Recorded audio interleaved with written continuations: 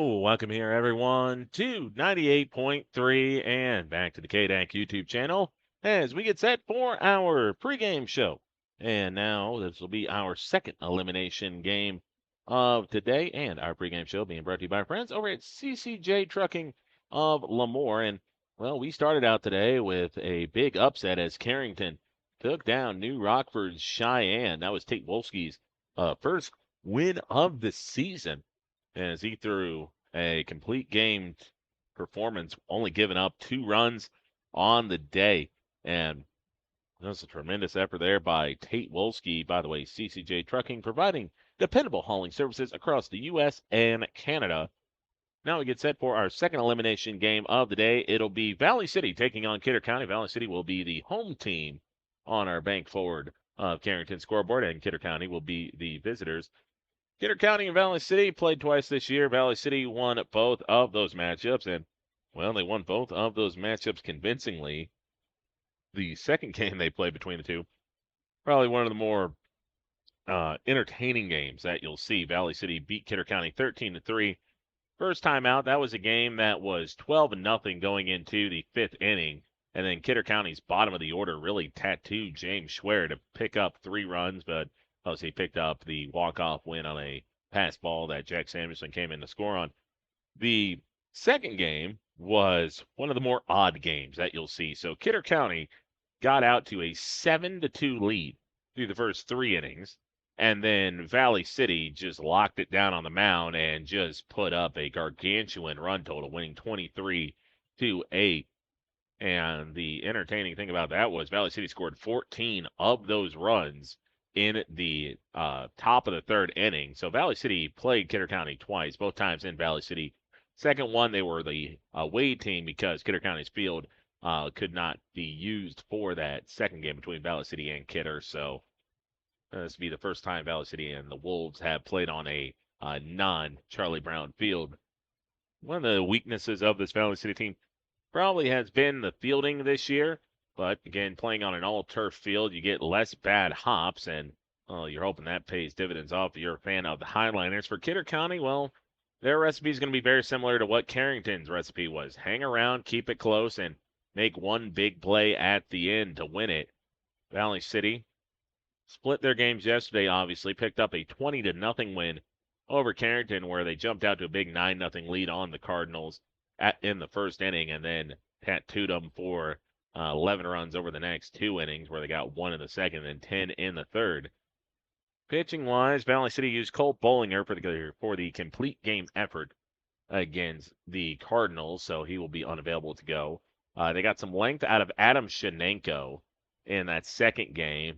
They turned to James Schwer for a little bit in the 6th inning, and then turned it over to, I believe, Coughlin in the 6th as well. The 6th inning got away from Valley City, going to talk to head coach Seth Soderholm about what happened. And it's just the honest explanation of it was raining and it was cold, and we were out there for 30 minutes, and eventually everyone just kind of let it get away from them a little bit. So for Valley City, it's just kind of going to be one of these games where they got to be able to play I don't know if they have to play mistake-free, but they can't let mistakes be the reason why Kidder County is staying in the game.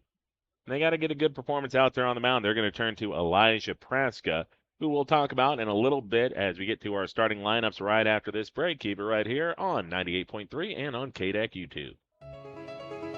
Sometimes finding your place doesn't happen all at once.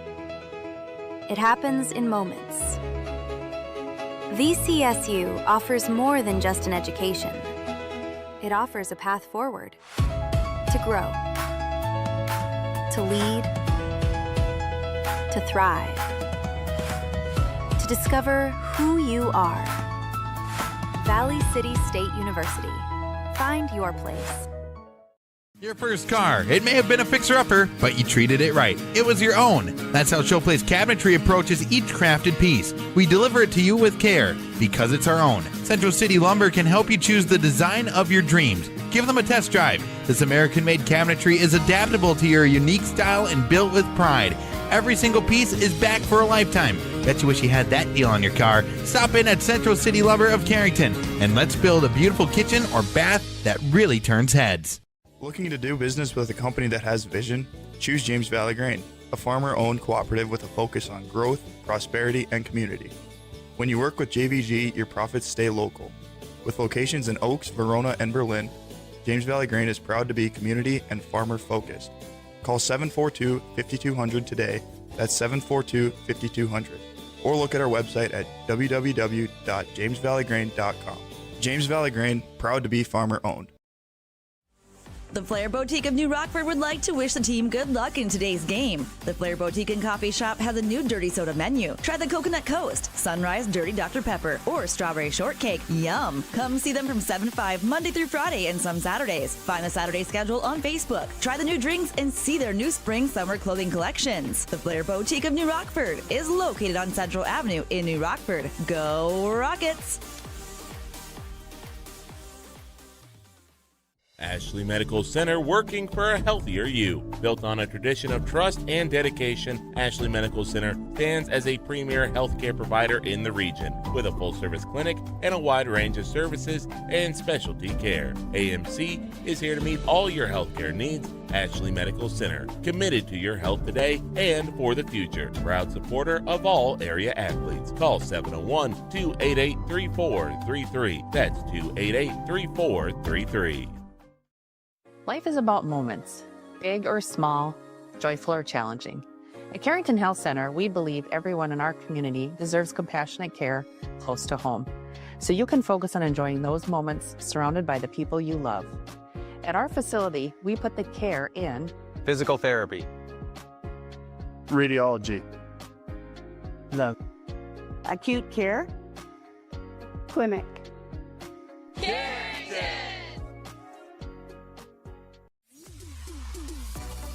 Surety Title Company is dedicated to protecting New Rockford families with a price you can afford with professional service. Visit their office at 102 3rd Avenue Southeast or call 701-947-2446. Servicing New Rockford and the entire Eddy County region, Surety Title Company may be able to help you with all your abstracting needs in New Rockford. Professional agents are trained to research your property's title. Surety Title Company would like to wish New Rockford Cheyenne good luck. Let's get to our starting lineups today here on our pregame show. Again, being brought to you by friends over at CCJ Trucking of Lemoore. Our starting lineups being brought to you by friends over at Bassett Motors. We'll start off here with the visitors on our Bank Board of Carrington scoreboard. It'll be Kidder County. It'll be Quincy Welder leading off behind the dish. Hitting second will be the pitcher, Preston Fisher. Center fielder batting third will be Blake Binder. Hitting in the cleanup spot, shortstop Grady Larson. Hitting fifth at first base will be Tayden Jasper. Hitting in the sixth hole will be the big DH, Seth DeWitts. Left fielder batting seventh will be Martin Donovan. Third base will be Dane Stroh. And in right field will be Lucas Rauda.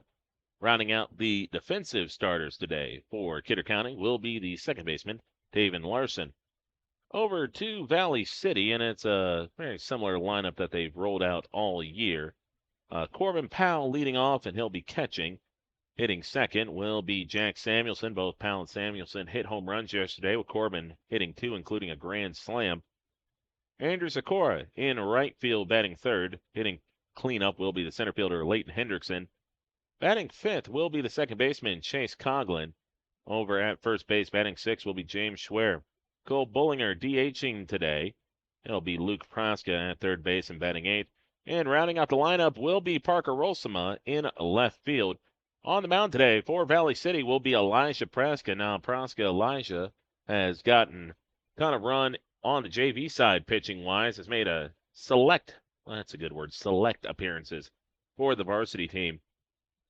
Surprisingly enough, one of the big strengths for Valley City is one of the things that I had a big question coming in was the pitching depth. And you're kind of wondering, okay, you knew you had your top two in Praska, Luke, and James Schwer. It was kind of like, okay, who's going to be after that? Whereas, were you going to see Corbin Powell make some starts out there? Who are going to be the ones that be called upon?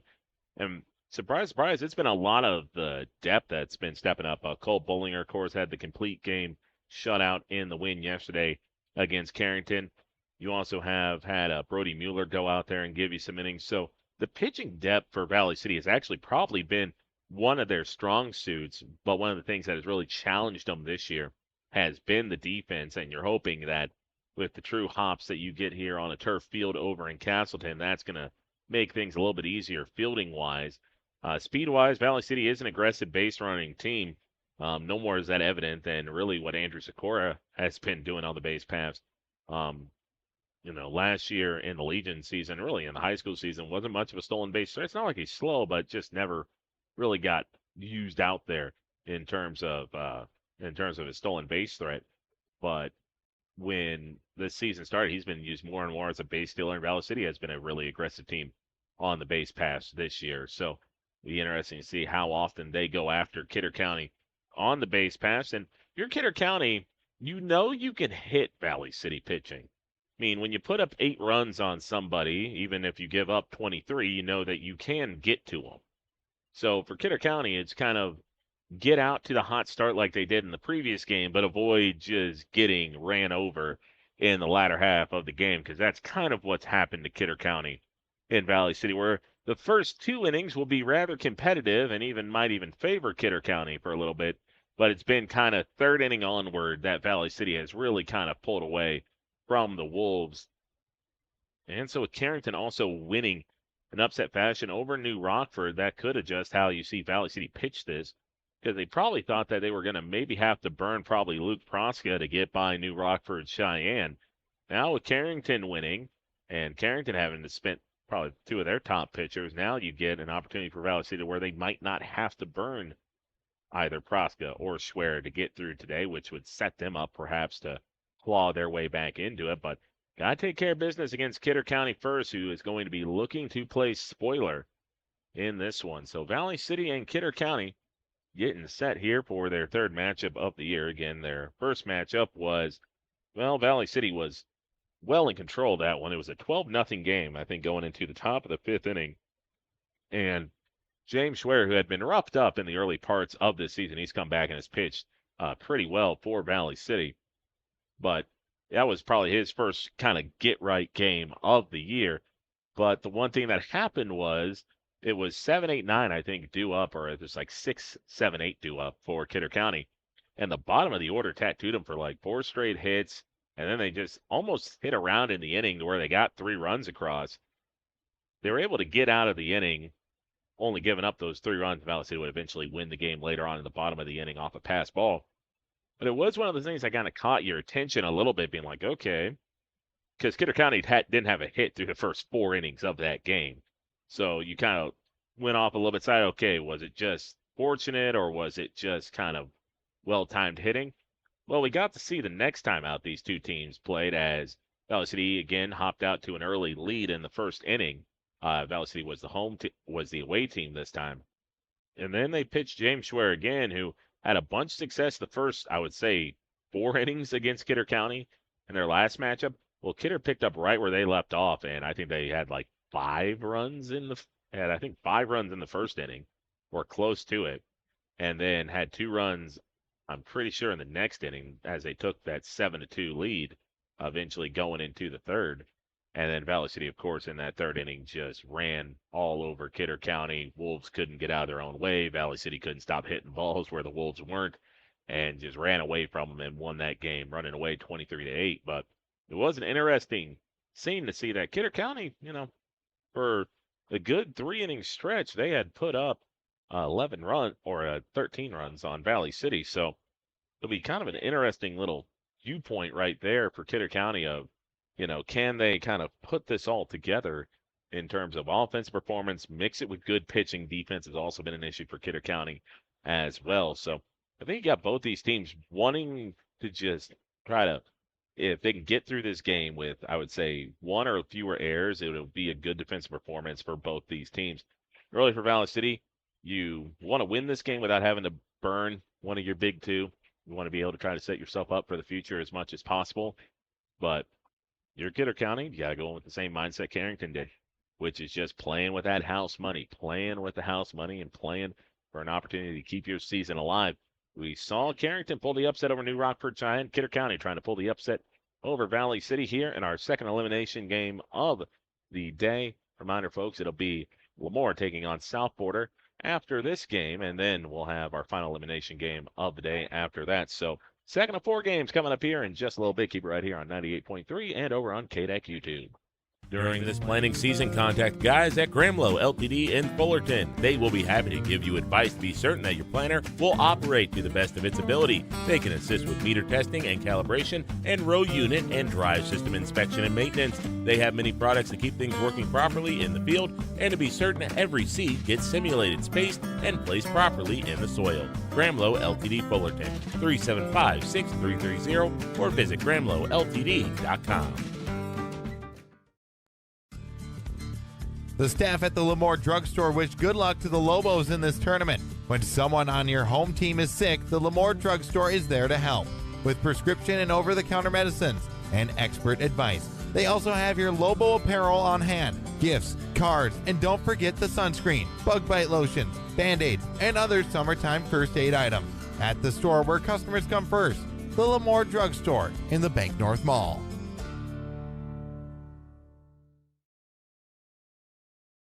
Get the look you want, the function you need, and the price you deserve at Hills Cabinetry and Window Decor. From cabinets and countertops to custom showers, window treatments, and closet systems, they have your project covered from start to finish. Their professional design services are always free, and their prices are guaranteed to be the best. Every kitchen and bath is designed with function, quality, and lasting style in mind. Visit Hills Cabinetry and Window Decor, south of Oaks, or call 742-5656 and bring your vision to life. Schlepp Insurance Agency of Ashley would like to take this time to wish all athletes the best of luck during this tournament. Schlepp Insurance offers a full line of insurance coverage: home, farm, auto, multi-peril, crop hail, and Medicare supplement.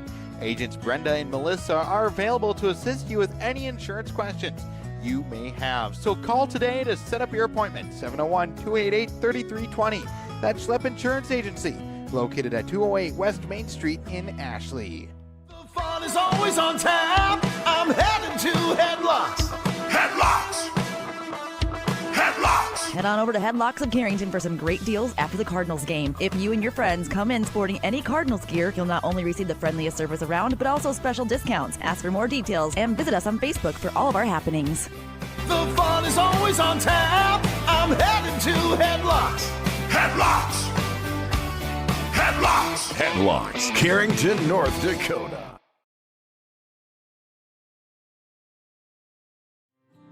At Dakota Plains Credit Union, we're more than just a credit union. We're your biggest cheerleader. Whether you're opening your first savings account, buying your dream car or home, or passing the family business to the next generation, we're here to help you thrive. Your journey is our passion, and your success is our mission. Come grow with us. Dakota Plains Credit Union, with branches in Edgeley, Ellendale, and Enderlin. Member NCUA.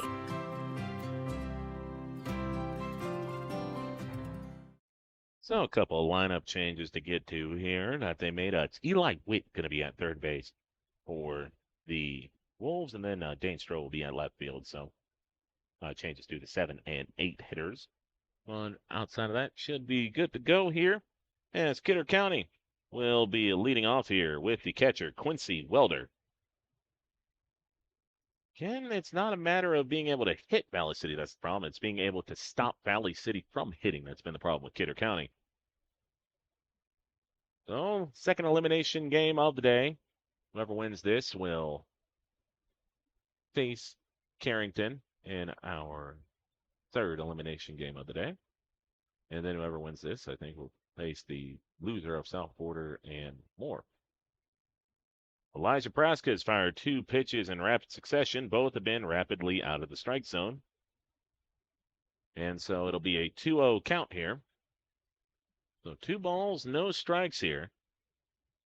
And Valley City hoping that their JV pitcher can get them through here, but he's missed off the plate badly 3 times. And now they find themselves in a good spot to hit. 3-0 count, but you got to imagine that Kidder's going to wait till they get a strike, and they'll get one right there. So after 3 inside pitches, Praska finally able to find the strike zone. So 3 balls and 1 strike. 3-1 pitch will be swung on and missed, and that might have been ball 4. Over anxiousness there by Welder on the out front swing. So 3 balls, 2 strikes, pitched by Praska. Misses high for ball 4. Walks have also probably been an issue for this Valley City pitching staff. You can call it effectively wild or just wild, depending on by how many runs score. So the leadoff walk to get things going here for the Wolves, and this will bring up the pitcher, Preston Fisher. Corbin able to slide over and make the block. That is a ominous sign here, as many of these balls have not really been competitive. They've been rather easy takes. So 5 of the first 7 pitches for Proska have missed out of the zone. That one will miss up 2, and the count will be 2-0. At Kidder County, you're going to take all the help you can get. So 2 balls and no strikes. Proska will come set and fire, and that'll miss low, and that'll get by Corbin. So move the runner to second base, and Valley City finds themselves in a little bit of trouble early on here. Proska can't find the zone. He's now missed with 7 of his first 9 pitches of this game. So for the second straight batter, he faces a 3-0 count. Last time he got the count back to 3-2.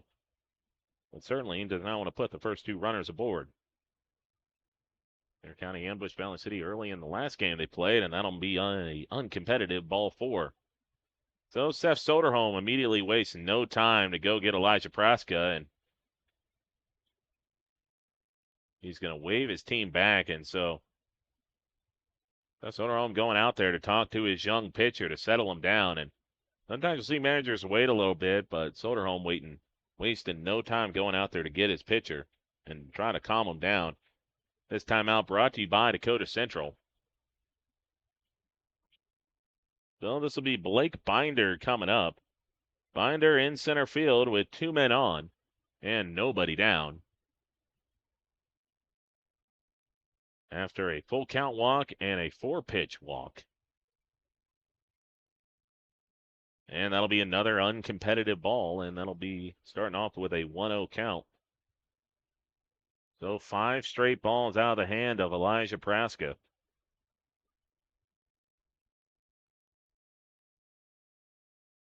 Proska struggling, finding the zone early on here.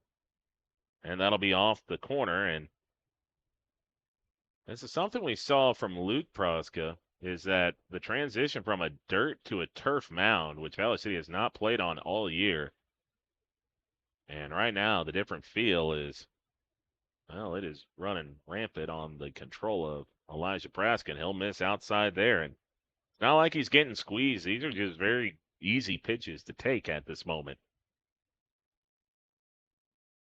So 3-0 count here. 3rd straight batter to face a 3-0 count.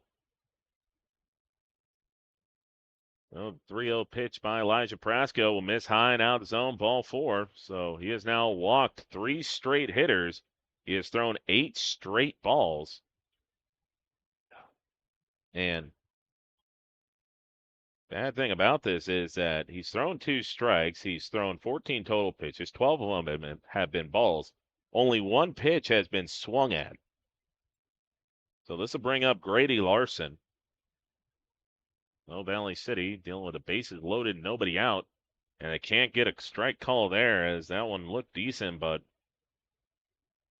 looked like the umpire going to say that was too high up. And if you're Kidder County, might as well come with the bat turnaround backwards at this point. They're not going to swing until Proska gets him to 2 strikes. And can't get that call either. And now you go from some uncompetitive pitches to 2 pitches that look like they're right in there. And, well, the umpire is going to say that they have missed. 2 balls, no strikes here.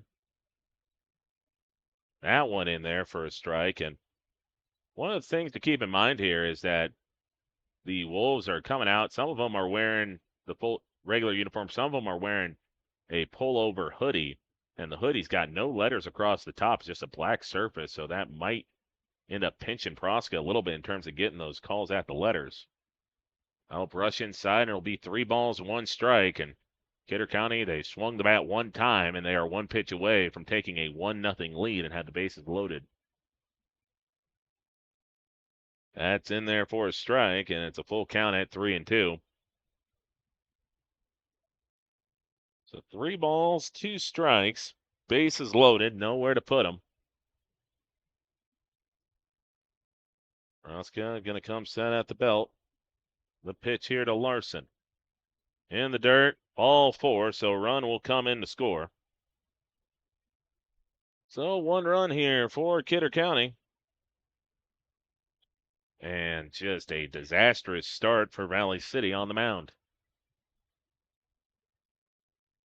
Just at some point you try underhanding the ball in there and just begging Kidder County to swing. So full count will be erased, and the bases stay loaded here. 1 run across here for the Wolves. First pitch in there for a strike, and for the first time today, Luke Proska will start ahead in a count. So no balls, 1 strike, 1-0 lead for Kidder County. Bases loaded, nobody out. That'll be swung on and fouled away, and that looked to be inside, so Proska able to get gifted a bit of a strike there. So it'll be an 0-2 count. Best thing that can happen for Proska right now is a dribbler back to the mound that he throws back to Corbin, try to get the 1-2-3 double play. Can't get the call at the top of the zone, so it is a tight strike zone early on here. And for a pitcher that needs to live on the edges of the zone, that is a problem. And that'll miss wildly outside, and the count will go to 2-2. Weird thing is, Proska's pitched plenty in JV and not had this control issue up until now. Proska fires and gets a swinging strike 3, so a much needed first out. Gramlow LTD bringing you the strikeouts today. So this will bring up Seth DeWitt. And, well, DeWitt's big DH and really book it out of the box. So anything hit on the ground is not a guaranteed double play ball.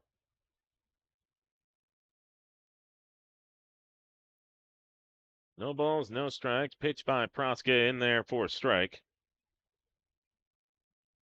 So Proska hoping that after a bad start to the inning, he can kind of re-hone in on the zone and limit the damage here. DeWitt's going to chop this one to second, or short, excuse me. Throw to first. It's low. Schwer can't pick it. Runner's trying to come in to score. Throw to the plate. Going to be in time. So run comes in to score. But Valley City ultimately does get the out. It'll be E6 on Jack Samuelson. But the good news for Valley City is essentially that they're able to just minimize damage out there. So it'll be runners on first and second with 2 outs. That was a slow roller by DeWitt, and like I said, DeWitt can really run out of the box. First pitch will miss up and inside for ball 1. So this will bring up Dane Stroh. So 2 runs across here for Kidder County in our first inning. Elijah Proska trying to, again, just limit the damage here and give his team a chance to come back and give him some support, but he's got to give his offense a chance to win this game, too.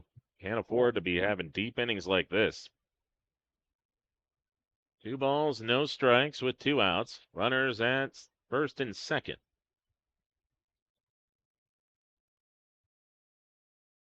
That'll be in there for a called strike 1. And that slow roller by DeWitt. You're going to say that's 2 errors on Valley City. I would have given DeWitt a hit on that one. Just because it was going to be a hard play for Samuelson to get up with how slow that ball was hit. This will be fouled away, and the count will now be at 2-2. So 2 balls, 2 strikes with 2 away. 2 runs across here for Kidder County on a walk and on a fielder's choice that turned into an error. So 2 balls, 2 strikes. Proska trying to minimize the damage here. That one going to be another slow roller to second. Should just be a flip to second. Samuelson's going to go the long way, and Schwer can't squeeze it. It's just, Valley City, they have beaten themselves so many times this year, and that's just, you have the just underhand toss waiting to you at second base. You instead choose to go the long way to first, and this time Samuelson puts it right on the money, and Schwer can't grab it. And Schwer is not the everyday first baseman for Valley City. That's usually Adam Shenenko. And now you have a pitcher that's struggling out on the mound, and you make a play like that. You just can't have it there. So now Kidder County's got an opportunity to bust this game wide open, and that's what they got to do. They have to have that one bust inning themselves and try to prevent Valley City from busting out. Now it's just a waiting game to see whether or not Proska can bail his teammate out and kind of get out of this with minimal damage. So this will be Eli Witt at third base with a 1-1 count.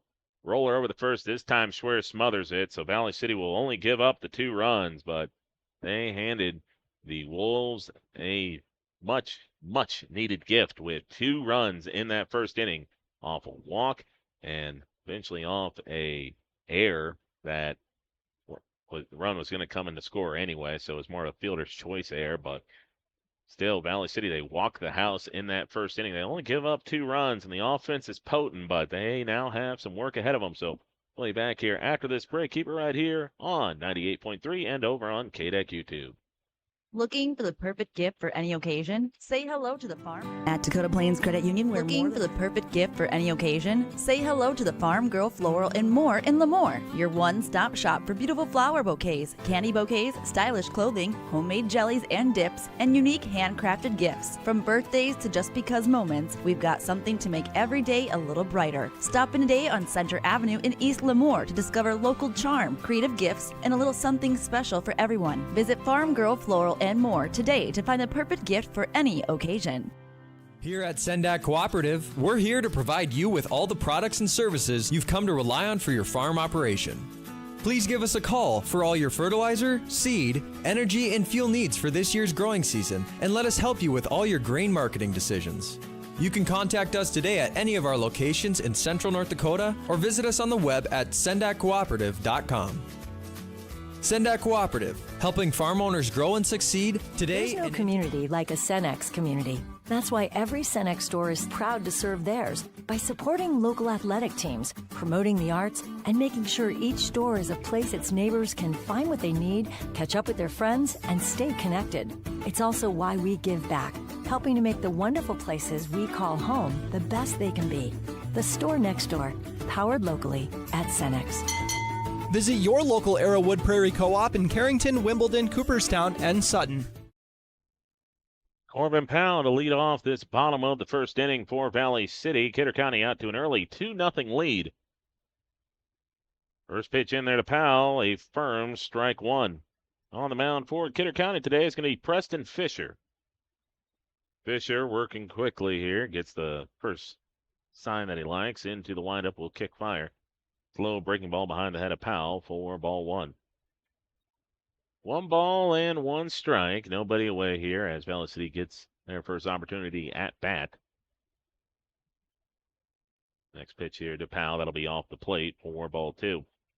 Valley City certainly has a potent enough offense where an early deficit doesn't concern you. What does concern you is the pitching, because Valley City, they don't want to have to throw one of their top 2 guys in this one.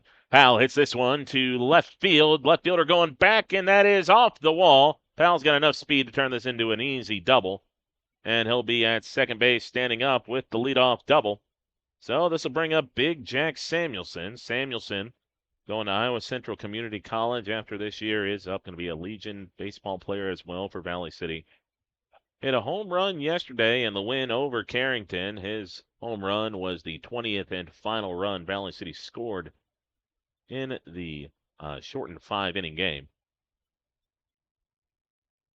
So Samuelson going to dig into the box here. He'll be followed up in the on-deck circle by Andrew Sikora.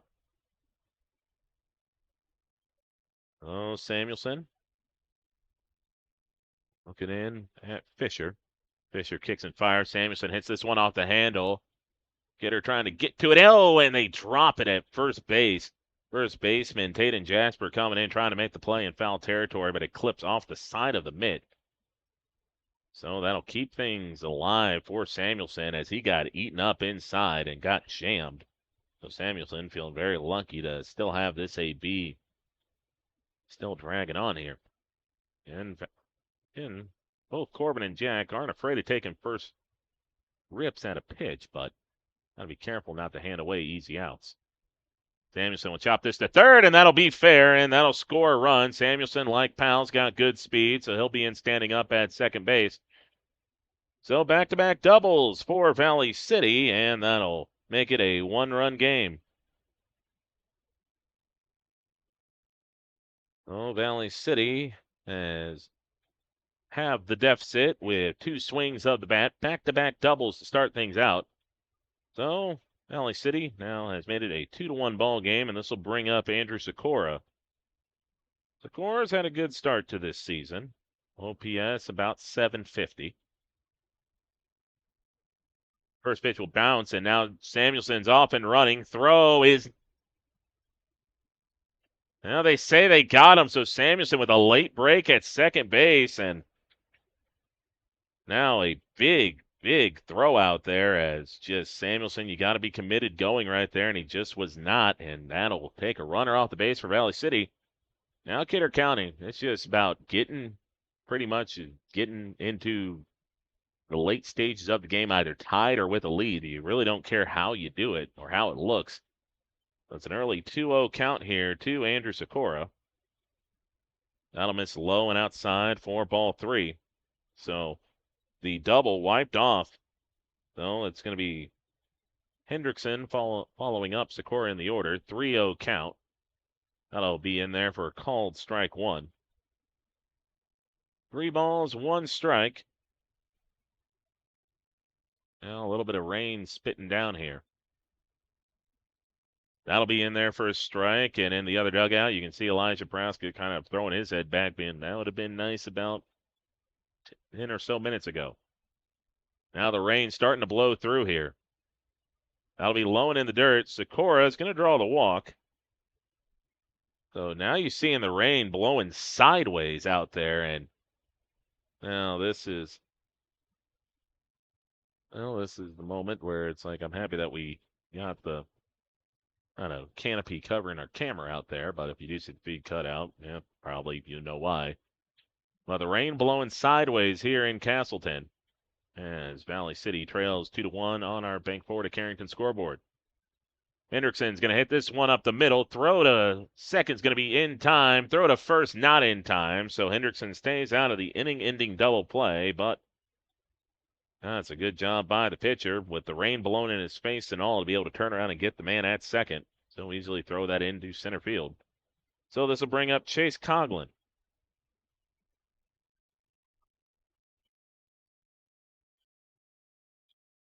It'll be interesting to see how long this rain sticks around. I'll miss low, and the count will start off here at 1-0. 1 ball, no strikes, with 2 down. Coughlin's going to hit this one, and that'll get through. Hendrickson going to turn at second, and a bobble, and he won't go. Kind of had stopped his momentum. He would have been in the process of making the turn when that ball was bobbled and left. Probably would have continued on his way.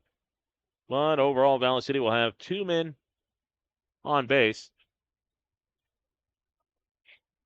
And this will bring up James Schwer. And Hendrickson now going to be looked at over in second base. Kind of might have hyperextended his knee there a little bit coming around second. And now he's trying to stretch it out, and he'll stay in the game. Hendrickson, a vital piece of this defense for Valley City. Really their only true center fielder.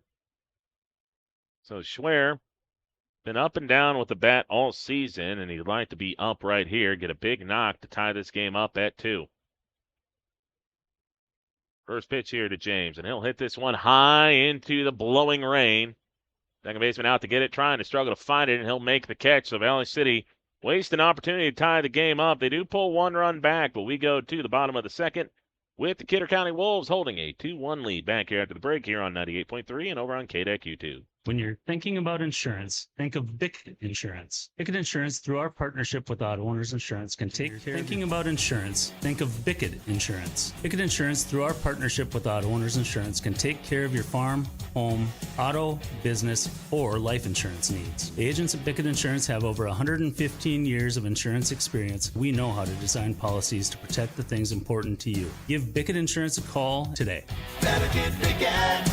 Bickett Insurance Agency. Better get Bickett. Bickett Insurance Agency.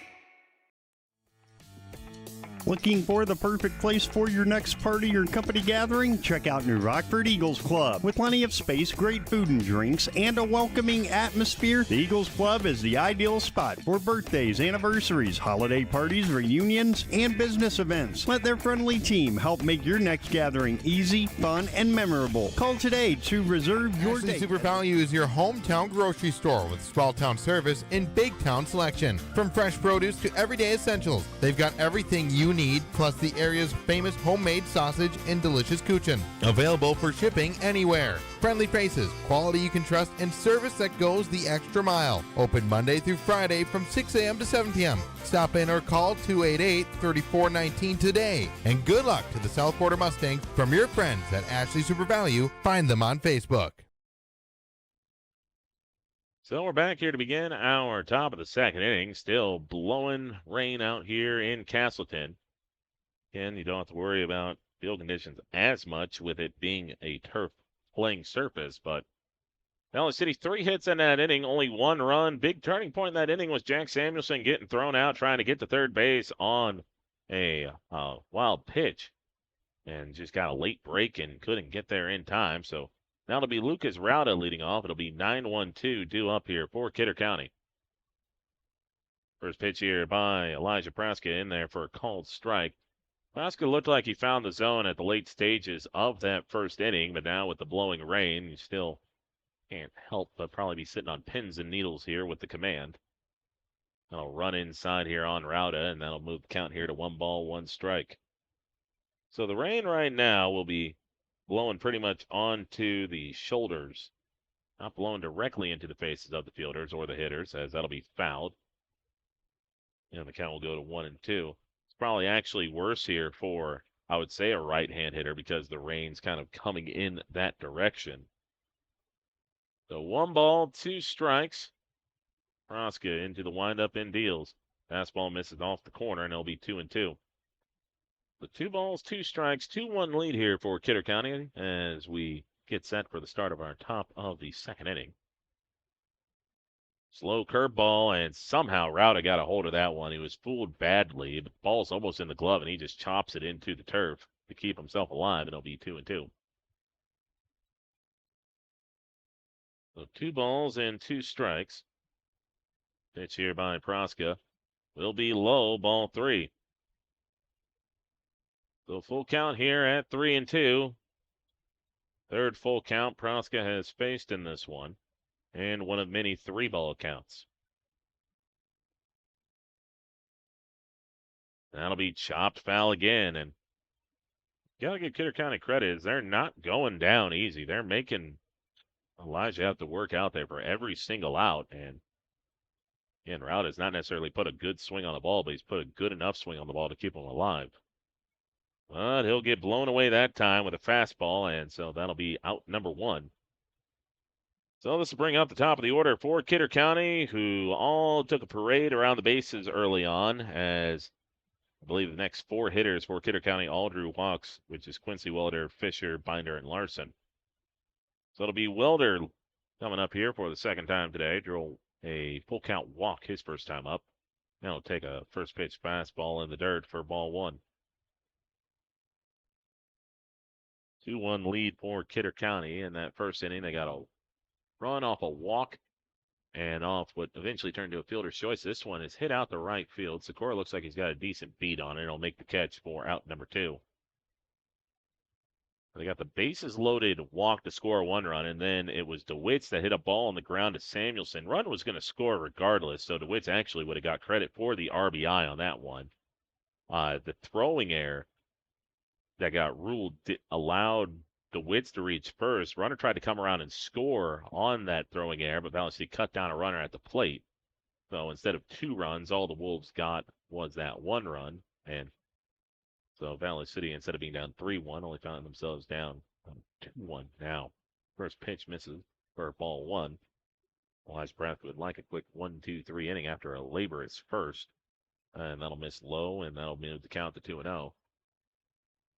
Looks like the rain might just be starting to dry up here.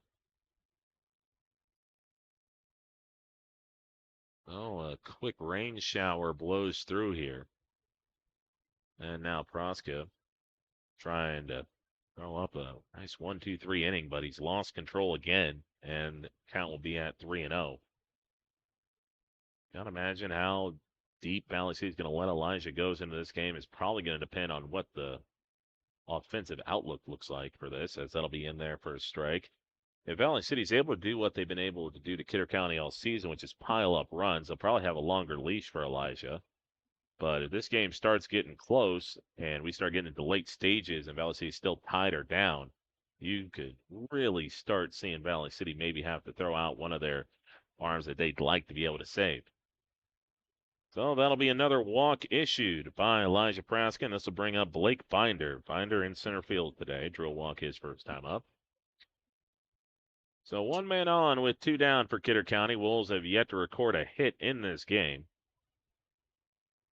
Not the first time Valley City has been throwing a no-hitter and has found themselves on the wrong end of the scoreboard, as that pitch will miss high. That first game against Lemoore, Valley City walked the house pretty much in the 3rd inning, I believe, gave up 5 runs, and Valley City clawed their way back to beat Lemoore in that game. That pitch will miss off the plate, in the count now at 2-0. Just right now, he can't find the zone, and that's trouble for Valley City. Not missing as badly as he was before, but this has not been a crew that's been given anything off the plate at all to either side. And that might have been a bit of a gift swing right there, as Binder is going to make it a 2-1 count. So for Binder, again, this is just going to have to be a team approach here for Kidder County, but you got to imagine Kidder is just going to adopt the Bunker Hill style of batting, which is don't swing until you see the whites of their eyes or you see 2 strikes on the board. That'll miss off the plate badly, and it'll be 3-1. Corbin's going to ask for a new ball. And eventually the swap is going to be made. So 3 balls, 1 strike. As Praska sat down the first 2 hitters without much of an issue, but now the control issues are back and rearing their ugly head once more. 3-1 pitch low, and that'll get by Corbin. It's ball 4 anyway, but he's got to get to the backstop to prevent the runner from going first to third. So 2 straight walks, and Kidder County could be about to turn what looked like to be a quick inning into another prolonged journey. And Soderholm will throw a new ball in for Corbin to use. So 2 men on with 2 outs. Again, Kidder County really hasn't swung the bat at all in this inning. So this will bring up Grady Larson. Larson drew the walk that allowed a run to come in and score, so he technically has an RBI today. The way he's getting an RBI on this one is with a swing of the bat. That'll miss badly off the zone, and it'll be 1-0. Now, if you're Valley City, you're almost asking for the rain to come back. When it was raining, Praska was throwing strikes. Ever since it's dried up, it's like he can't find the footing out there on the mound that he had before. That'll be in there, and the count now goes to 1-1. 1 ball, 1 strike with 2 down. Runners at first and second for Kidder County. They lead 2-1 on the Bank Ford of Carrington scoreboard.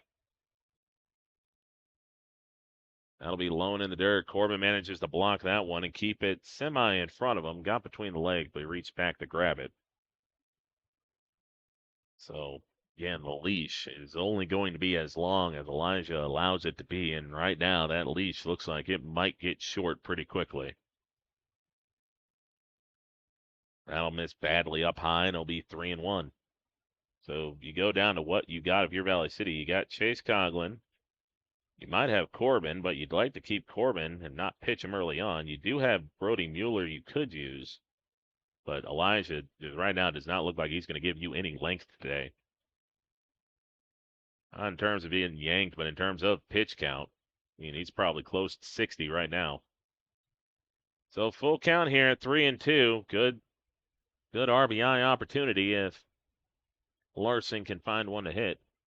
And that'll be behind him for ball 4. So Elijah Praska has loaded the bases once again with free passes. The second straight inning he's done that.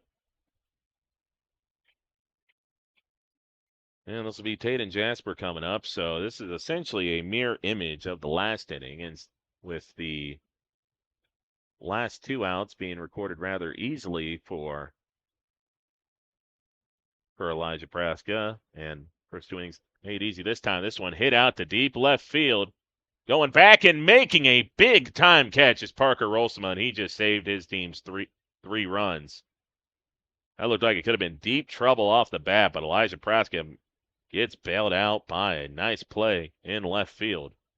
So Valley City, they're not tattooed for any runs in that inning, but they've got to make a decision on whether or not they're going to allow Elijah Praska to go out there for the third. He's just been a little inconsistent in this one. So we'll be back here in a little bit with our third inning of play after this break.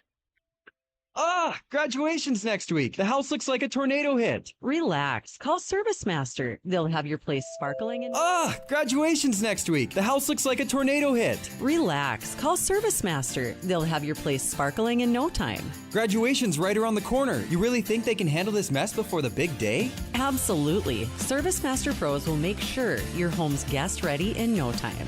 Stop stressing. Call Service Master today and book your pre-graduation clean. 845-4959. No one can guarantee that the pitcher will put the ball in the strike zone or that the player at bat will hit a home run. But Agri Valley Insurance can help set you up with the coverages you need to be protected in the case of a disaster. Let Mark Cleaver and Holly Braun at Agri Valley Insurance help you choose the best coverage for your farm, home, auto, crop, and hail insurance needs. Give them a call at 883-5422. Good luck to all the players from everyone at Agri Valley Insurance and Bassett Motors, where our customers send their friends. Hi, this is James at Bassett Motors. Let's test drive a new Chevrolet together. Stack up the savings with discounts and rebates combined with 0% financing for the lowest payments of the year. See us online at BassettMotors.com or call us 701-652-2955. Or better yet, stop in to see our wide selection of new and pre-owned vehicles. Where our customers send their friends.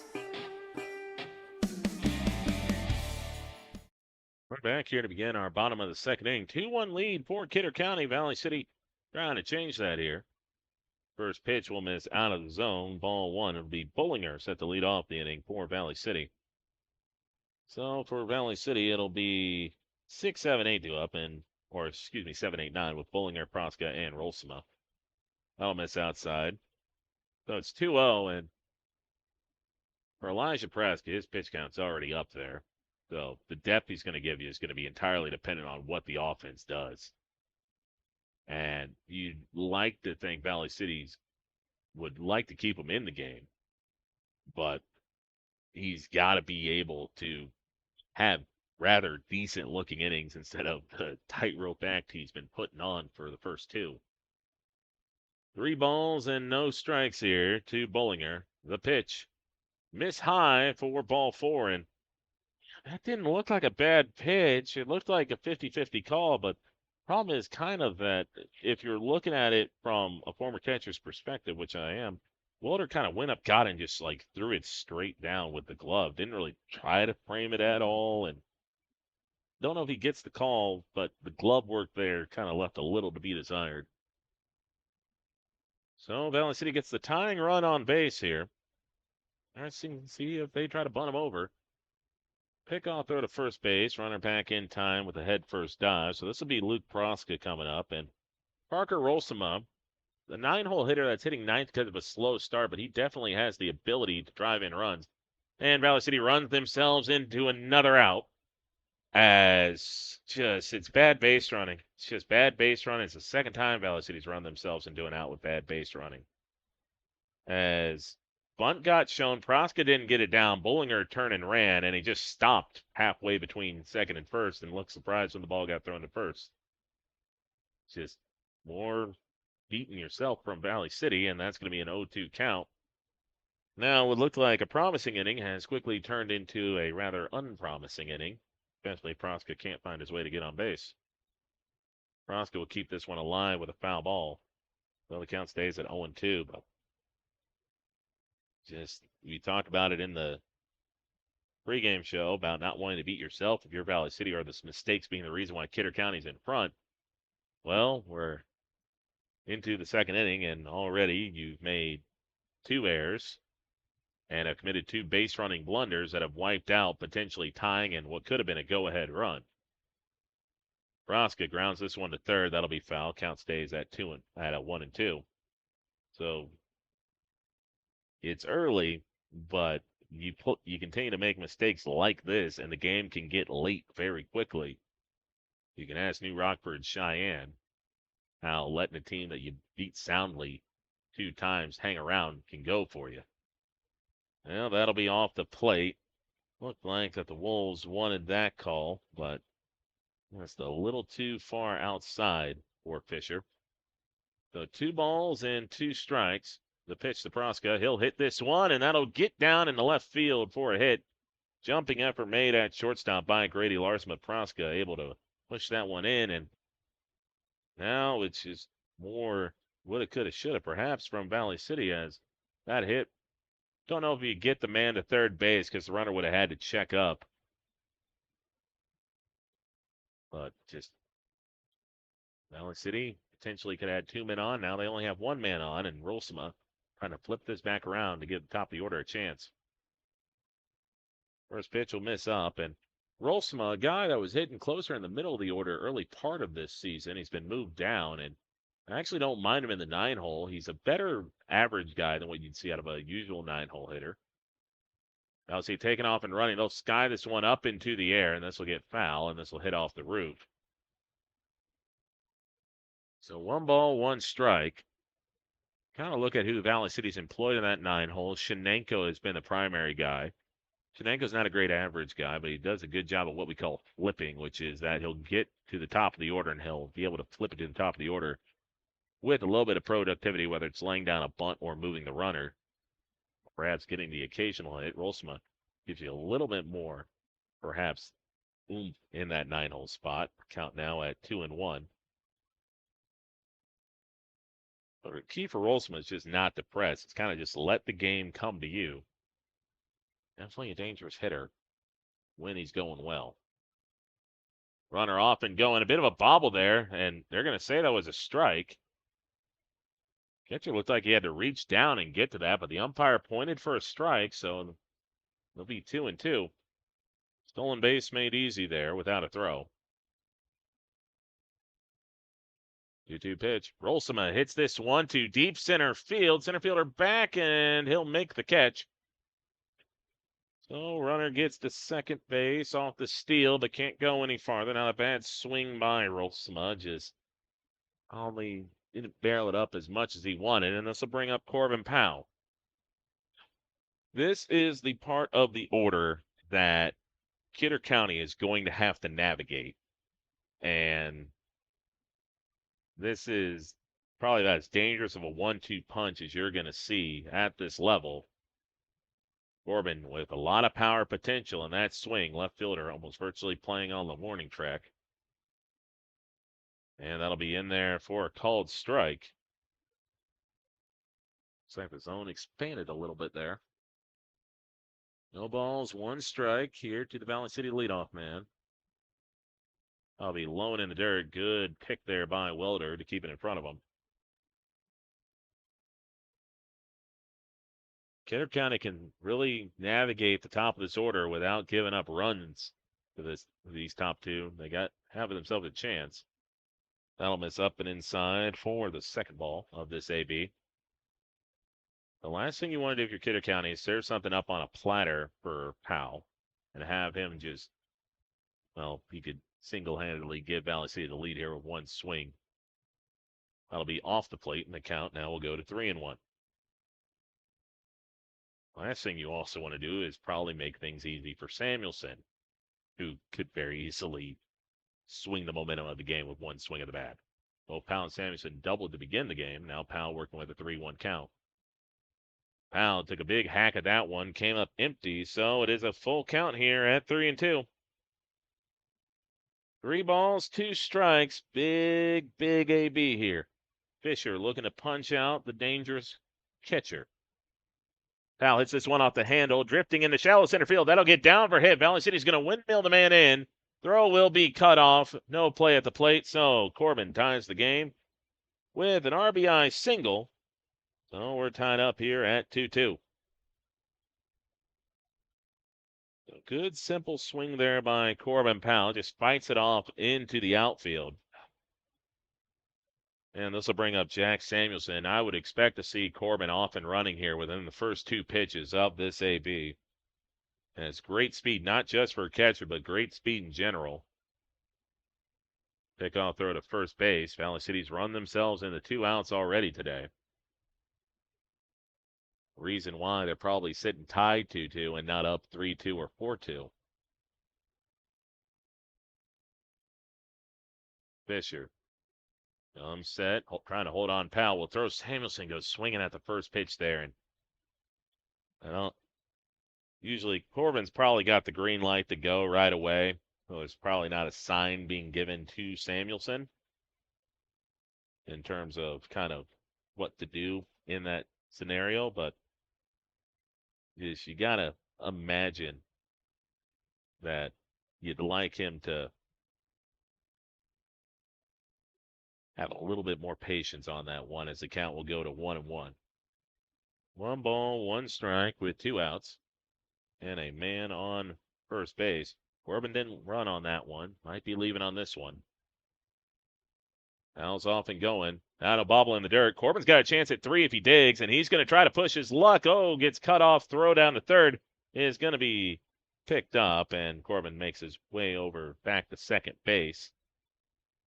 Well, the throw left a little bit to be desired going to third base. That's why you're kind of watching it, because if that skips away from the third baseman, Corbin's not only going to go to third, but he has a chance maybe to get home depending on how far away it got. But go-ahead run now at second base for one of the big RBI guys for Valley City. Samuelson takes a big uppercut swing at it, and now looks like he might have tweaked something. And we'll get back in the box. Samuelson's been someone that's dealt with injuries in previous seasons, but we'll dig back in on this one. 2-2 count. I'll be high and outside, and a walk is not the worst thing here you could do. Now, Sikora has had a pretty good season up to this point, but the drop-off in terms of danger of this being giving up the go-ahead run from Samuelson to Sikora is quite drastic. And that'll run inside and hit Samuelson. And Samuelson will take his walk and go to first base. And I actually would not be surprised if you see Valley City try to go double steal here. But Samuelson certainly taking his time walking down to first base. He's got one of those arm guards that everybody has, but I don't know if that caught him inside of the padding or whether or not that he's still kind of recovering from over swinging on a couple pitches ago. But Sikora, more of a singles hitter. He's added a bit more line drive to his game. Now trying to come through here with a 2-out knock. And Sikora hits this one high into the air. Shallow left field. That could be trouble if it falls. Shortstop runs and makes a sliding catch and saves 2 runs. So Sikora looked like he might have dropped that in the bucket in the perfect spot in no man's land. But the shortstop runs out and makes a terrific sliding catch. And Grady Larson just saved his team 2 runs. So after 2 innings of play, Valley City has tied the game up at 2-2, but Kidder County probably has this game right exactly where they want as we get close to the halfway point. Back after this break here on KDAC and on 98.3. Do you want to make sure homework time isn't spent on games and video streaming? Dakota Central can help. With Experience IQ, you set limits to ensure your kids aren't playing when they should be doing homework. With premium managed Wi-Fi from Dakota Central, you can create healthier internet habits for your children from the easy-to-use Command IQ app.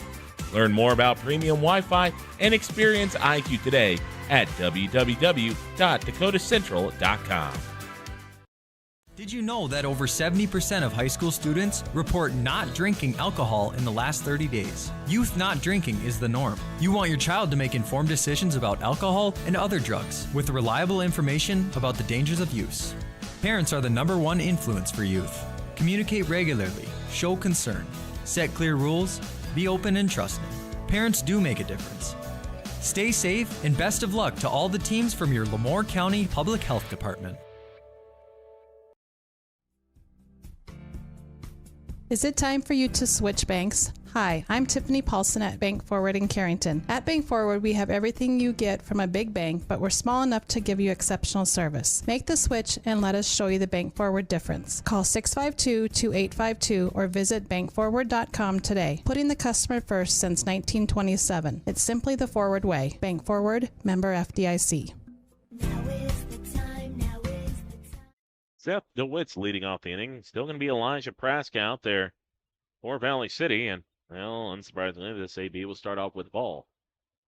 Prask managed to work off the tightrope the last time after walking the bases full with 2 outs. DeWitt's the closest player for Kidder County to have a hit today. Again, despite his size, which I'm betting is close to 6'4", about 220, he can really book it down the line. That one in there for a strike, and the count goes to 1-2. The good throw by Samuelson would have got him, which is why it's an error, but he would have had an RBI regardless on that play. That'll nearly run inside and hit him. It actually looked like DeWitt's was bracing for impact, and well, that one just runs far enough inside to avoid hitting him, so the count's at 2-2. 2-2 pitch by Proska. DeWitt's hits this one high into the air, and that'll hook well foul over the Valley City dugout. So 2 balls, 2 strikes. The Highliners would like to get Proska into, I would say, about the 4th inning before they have to think about a pitching change. 2-2 on the way. That'll be swung on and missed. Powell drops the ball, throw to first in time. So Proska picks up the Gramlow LTD strikeout, and Powell will finish it off with a throw down to first base.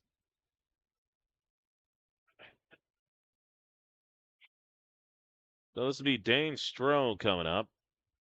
Stroh, the left fielder, be digging into that right-hand box. First pitch by Proska will be off the plate for ball 1. So 1 ball, no strikes here. Proska back into the windup will kick fire. That'll nearly catch the inside corner, but just too far off the plate. Be 2-0. 2 balls, no strikes with 1 away in a 2-2 ball game.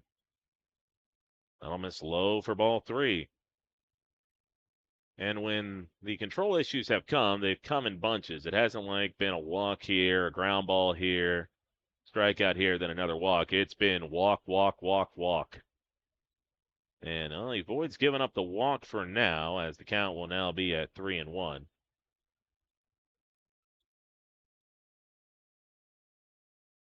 And that'll miss high for ball 4. So this will bring up Eli Witt. Witt at third base. Representing the 8th spot in the order. Followed up by Lucas Rauda.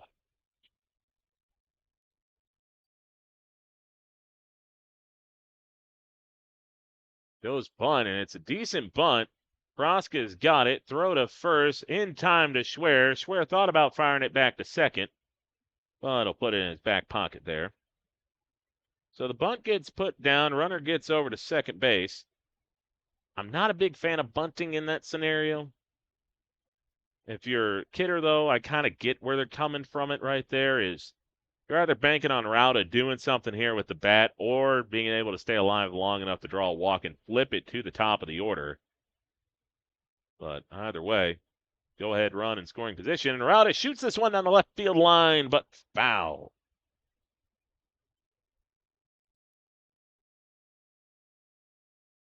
So that'll put the count here at 0-1. No balls, 1 strike. Proska kicks and fires. High curveball doesn't come back down from orbit, and it'll be 1-1. Top of the order set to come up here with Quincy Welder.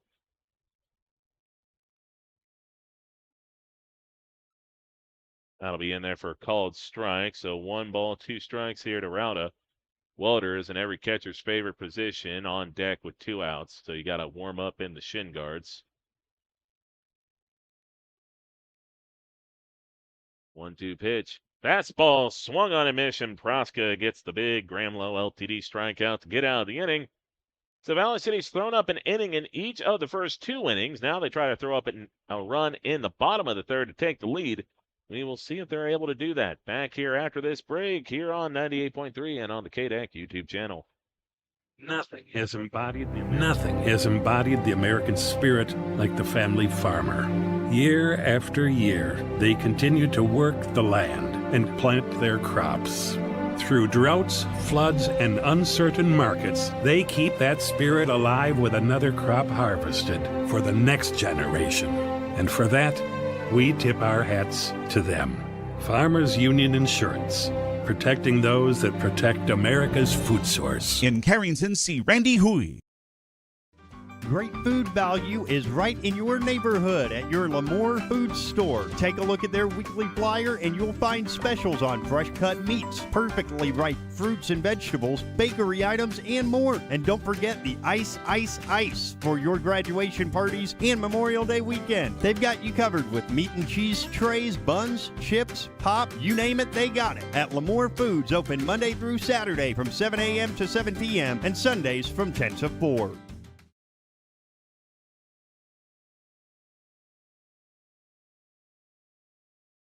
This sausage, jerky, and smoked meat. R3 meats delivered clean, careful. And we're back here to get set to start our bottom of the third inning as Valley City will start this off with Leighton Hendrickson. Hendrickson had a bit of a leg tweak in the first inning, rounding second base. Stayed in. First pitch will miss high, and the count will start off here at 1-0. Elijah Prask had 77 pitches, which, considering how poorly the first inning went and how poorly the second inning looked like it might have been going, is not at the worst. It's kind of like being, it's kind of like seeing the road sign. It says like 30 miles till the next gas station, and you're at 25 gallons. It's not good, but it could be worse. 2 balls, 1 strike here to Hendrickson.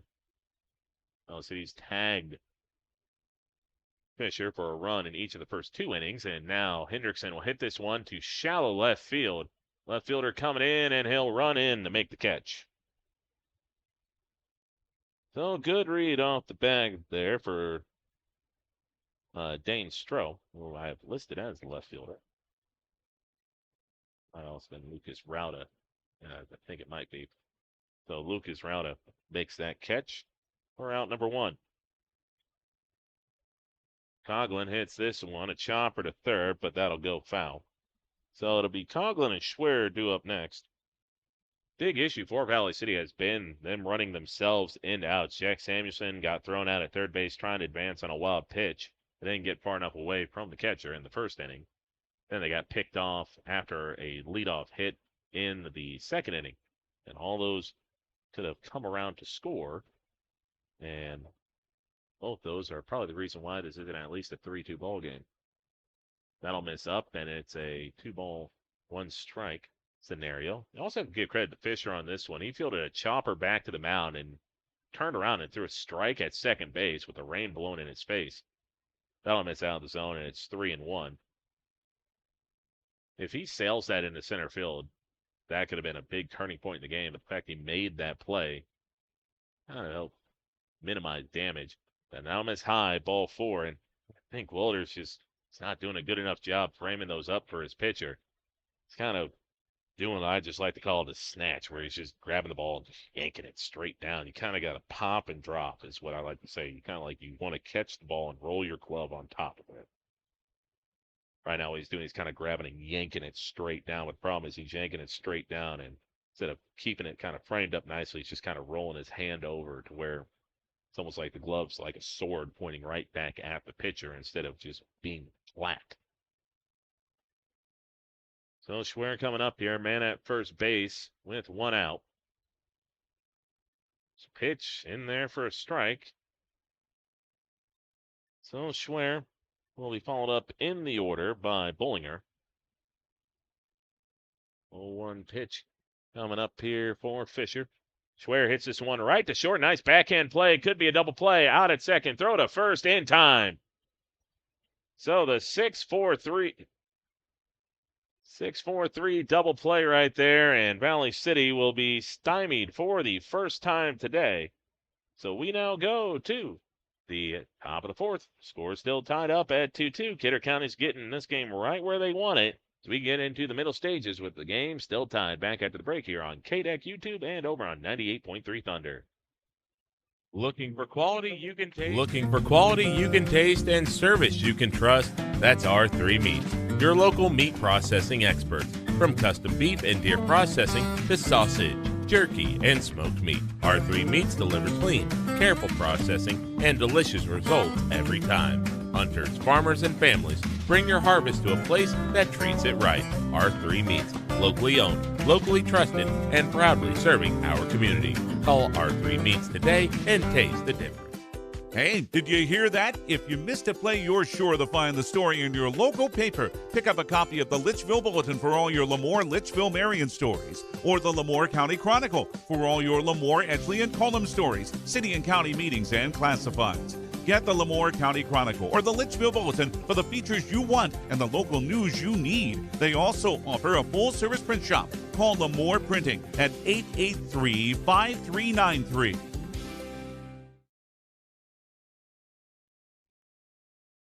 Elijah Praska back out there for a fourth inning of work. As we get to the fourth inning, and like we talked about in the pregame show, this is exactly where Kidder County wants to be. They want to be right where Carrington was. Just getting to the late stages, the middle stages of this game, with the score still tied, or just making it close. That one in there for a strike, so the count will be even up here at 1-1 strike. So 1-1 pitch here by Praska. That'll miss low, and the count goes to 2-1. Valley City, they're playing like a team right now that's just sitting back and waiting for that big inning to happen, like it's happened so often with them against Kidder County, but it's just not been that type of game. And this one hit out the right field, and that's going to get down for a single. So the first hit of the day for the Wolves.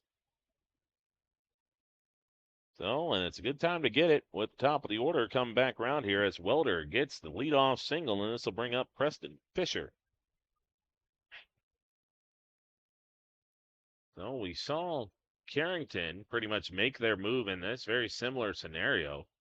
Said where they were down 2-1 instead of being tied up 2-2, but they scored a run in the fourth to tie it up. Then they got the go-ahead run in the sixth. That'll miss off the plate. And the count will start off here at 1-0. For as good as Corbin Powell and Jack Samuelson might be, again, if Kidder's able to just minimize the damage when those two come back around, that's going to give them the best shot to win this game. Big off throw to first base, runner back in plenty of time. So for Kidder County, it's just all about, again, managing it. They can just manage this game. They've mitigated damage in the first two innings. Now, this is the opportunity where they have to strike. Big lead over at first base. Praska fires and gets a strike in there on the inside corner. Fisher jumped out of the way, but I've been trying to sell that, so the count's going to be at 1-1. 1-1 strike. Again, a very big lead at first base. Corbin's got a good arm. Still going to pick him off, try to pick him off over at first, but runner's still back with the dive. So 1-1 strike. It would be Samuelson coming over to cover on a potential stolen base. Hit and run possibly could be on here for Kidder. Praska will fire that one in there and miss with the high fastball. Be 2-1. And again, this has been a pretty rigid strike zone. There hasn't been a lot of give on either corner or up in the zone. Maybe a little bit of leeway down in the zone. Corbin slides to block that one and got away from him a little bit, but the runner was not off and running on the pitch. And top of the order here doing what they did in that first inning, which is they are just taking until they get 2 strikes. So this is going to be a 3-1 count. 3 balls and a strike. Elijah comes set and fires, and that'll be swung on and missed. Foul tip into the glove, and that'll be a full 3-2 count. Drop third strike. Runner being at first base would mean the batter would be automatically out. Doesn't matter anyways. That one misses badly outside for ball 4. So put 2 men on base with nobody out. And this will bring up Blake Binder. And you very rarely see it. And you very rarely see a 3-hole hitter lay down a bunt with 2 men on and nobody out. But with the cleanup man coming up, and with a single being able to drive in 2 runs, and only 1 hit in the books, you might see the Wolves try to lay down a bunt here to get 2 men into scoring position and play for that 1 big hit. Schwer certainly seems to be gambling a little bit, playing in over on the first base line. First pitch here by Proska will miss up, and the only reason I say that it's not guaranteed is Proska's got to prove that he can throw strikes consistently. Outside of that last inning, there has been a stretch where he has walked the bases full in each inning. This one hit high into the air. Corbin trying to find it right up against the fence, and that'll bounce off the roof for strike 1. That's also something Kidder's got to avoid doing is, I know that one got out of play, but the last thing you want to do is swing at a pitch like that and just have that one just be a routine pop-up for Valley City to catch, and then all of a sudden they're 1 pitch away from getting out of it with a ground ball. 1 ball, 1 strike, 2 men on, nobody out in a tied 2-2 ball game for Kidder County. That'll be in there for a strike. Corbin does a good job framing it on the outside corner. Oh, big pitch coming up here at 1-2. Elijah would love to see a ground ball over to third for Luke to be able to stomp on third base to cut down that lead runner. Strikeout also would do the trick. And that pitch was in the exact same spot as the last one, and it's a different call this time. Yes, that's a puzzling one right there. 2-2 pitch. And that one misses out. And how big is Elijah Praska's leash going to be? Because for Valley City, you can keep thinking you're going to get that big inning, but bottom line is they haven't gotten it, and they haven't really looked poised to get it yet. 3-2 pitch. That'll be a little doinker. Samuelson back to get it. It would be better if he just let it drop. So Samuelson's going to pick that one up, and that'll be out number 1. If Samuelson lets that drop, that is potentially a double play because he could go he could pretty much run to tag the runner out at second base and step on second for a double play because the infield fly was not called. Well, he just elects to go with the safe play, and this will bring up Grady Larson, who made the play of the day defensively.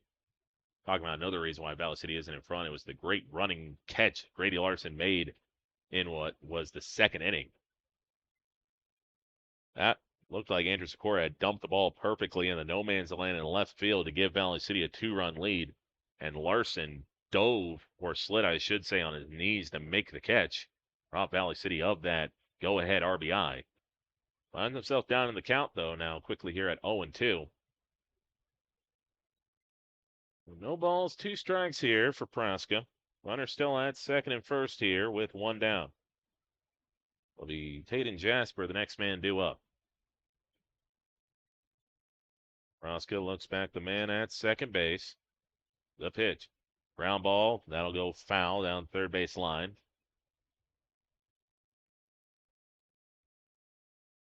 Coughlin, holding on the runner at second base. And, oh, that's always nice. You ask for a new ball, and the new ball that gets thrown to you is thrown at your feet.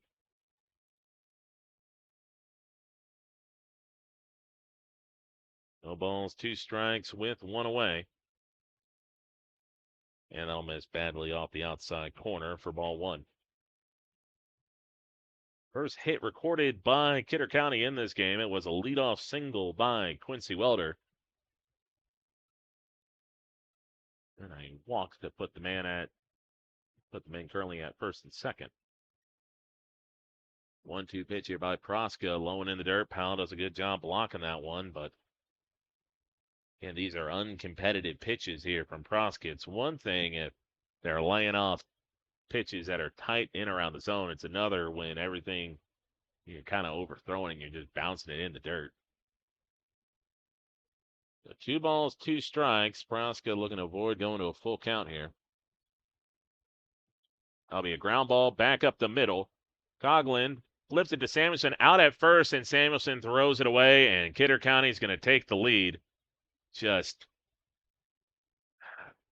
Samuelson's going to be moved off shortstop when he gets to college. He's the best athlete Valley City's got to play shortstop at this point, but just not a natural fit there. And those type of mistakes have become oh so prevalent.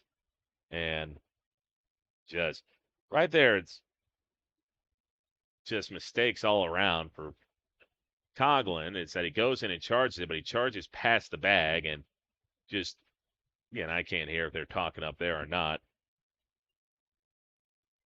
But you just imagine at some point you got to be yelling at him, just eat it.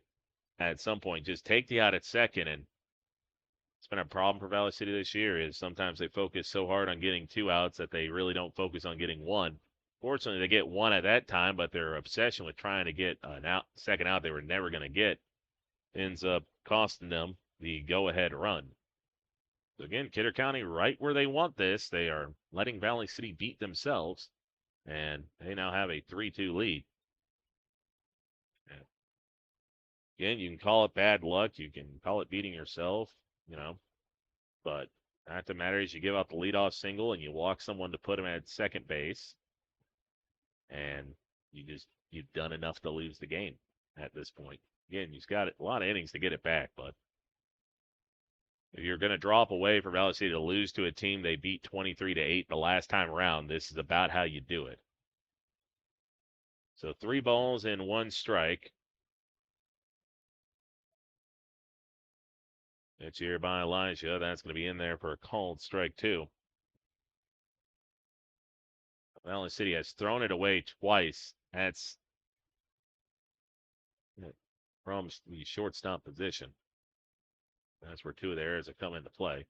This will be a ground ball over to third. Luke comes in and gets the ball. Throw to first is high, and that'll be another run. My goodness. So Valley City has thrown 2 balls into orbit to first base, and those 2 balls into orbit have cost them 2 runs. And very well, if Valley City doesn't get the offense going in a more dramatic fashion, might find themselves costing them the rest of their season. So this will bring up Seth DeWitts. So 4 errors now for Valley City. Just too many mistakes. And these are not bad hops. These are not nothing. These are just you're overthrowing it. It's just you can almost see the gears turning in their head where you can see them thinking, don't overthrow it, don't overthrow it, don't overthrow it, and they sail the ball 5 feet over the head of Schwer. And that's going to be low and in the dirt, and the count now will go to 2-0.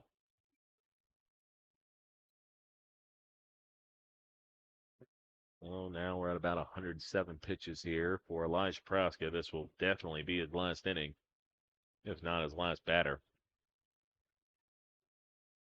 And some innings have been his fault. This one is not. He has made a couple of pitches to get himself out of the inning, and both times his defense has let him down. So a 3-0 pitch coming up here. That one in there for a strike, so the count will go to 3-1. Seth Soderholm is essentially already out of the dugout at this point, so this might be the last batter here for Proska. So 2 runs across here in this 4th inning. Kidder County now with a 4-2 lead. And this will be pounded out to left field. Rolsema back, and he'll make the catch. So 2 unearned runs against Valley City in that inning. And now the offense has to start going to work. It's no longer just the 1st inning or just the 2nd inning. We're halfway through this game. Valley City finds themselves down 4-2. Play back here after this break here on 98.3 and over on the KDAC YouTube channel. The game is close. It's a big rivalry. Students jump out of their seats while the cheerleaders lead the chanting. Everyone is on edge. The shot is up and the buzzer sounds. All eyes follow the ball. Will it fall through the net? You can hear the hush of the crowd. With your whistle, you watch if his feet were inside the line or not. The crowd erupts. It's a game winner. Or is it? You make the call. Become an official. Contact your local high school. A message from the North Dakota High School Activities Association. It's planting season, and just like baseball, it's all about a strong start. Every acre counts, every pass matters, and the team at Valley Plains Equipment is ready to help keep you in the game with the parts, service, and support you need to knock planting out of the park. Then after the final inning of the season, bring your planter in for a postseason inspection. Catch issues early, avoid errors next spring, and stay ready for opening day in the field. Valley Plains Equipment, your home team for ag support. So we go here to our bottom of the fourth inning. 4-2 lead for Kidder County on our Bank Forward of Carrington scoreboard. Bottom line is Kidder County has avoided mistakes in this one. They've committed no errors. Valley City, they have committed all of the errors. 4 errors in the game, including 2 base running mistakes. And Bollinger goes swinging at a first pitch, and this should be a routine catch over at the first base side, and that'll be it for out number 1. You can tell Valley City is pressing right now in terms of the ABs they're taking, in terms of kind of how they're digging into the box. And I'm going to put it to you like this way. If Valley City gets 2 men up here, and if they get Corbin and Jack both up in this inning, Proska looks to lay down a bunt, and he won't get it down, and that'll be strike 1. But put it to you this way. Corbin and Jack, as of right now, only have 1 more guaranteed AB. So if they don't come up here in the 4th, it'll be about in the 5th inning where it's going to become very critical for Valley City to start putting together some offense. And also, you don't expect Elijah to come out for that 5th inning just because of pitch count. That'll miss off the plate, and the count goes now to 2-1. But for Valley City, they've not really slowed the game down at all today. They've got to slow it down now. Proska swings at an outside fastball, and will tie up the count here at 2-2. Thing is, for Valley City, is we talked about it in that pregame show. They cannot make enough. They can't make so many mistakes that Kidder County's in front. They've made that many mistakes where Kidder County's in front. Proska's going to hit this one off the end of the bat, but he just bloops it right to second base, and that'll be a routine out number 2. In Kidder County, they throw up a 1-2-3 inning here. It doesn't matter if it's against 7, 8, 9. It's a momentum shifter in this game. Rolsma, again, offers the potential for a dangerous hitter, but at point, he's got to push through, and Rolsma tries to bunt, and that'll be knocked off Rolsma for a foul ball. So Rolsma tried to bring the ball with him, but ends up running into the ball for strike 1. Oh, no balls, 1 strike with 2 down. Top of the order due up next with Corbin Powell, but it is getting to the uncomfortable portion if you are Valley City.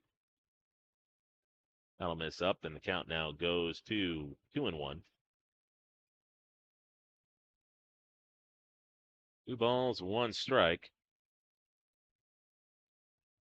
Next pitch here to Rolsma, gets locked up by a good front door breaking ball. I'll be 2-2. And as this game goes on and the more zeros Fisher throws up, the more and more confident he's going to get. Right now, he's pitching with that confidence. And he gets Rolsma to swing and miss, so it is a 1-2-3 inning. And now, we now go to the 5th inning. 3 innings left to go here for Valley City to save their season. And Kidder County an opportunity to expand on their 4-2 lead. We'll be back here in a little bit here on 98.3 and over on KDAC YouTube channel.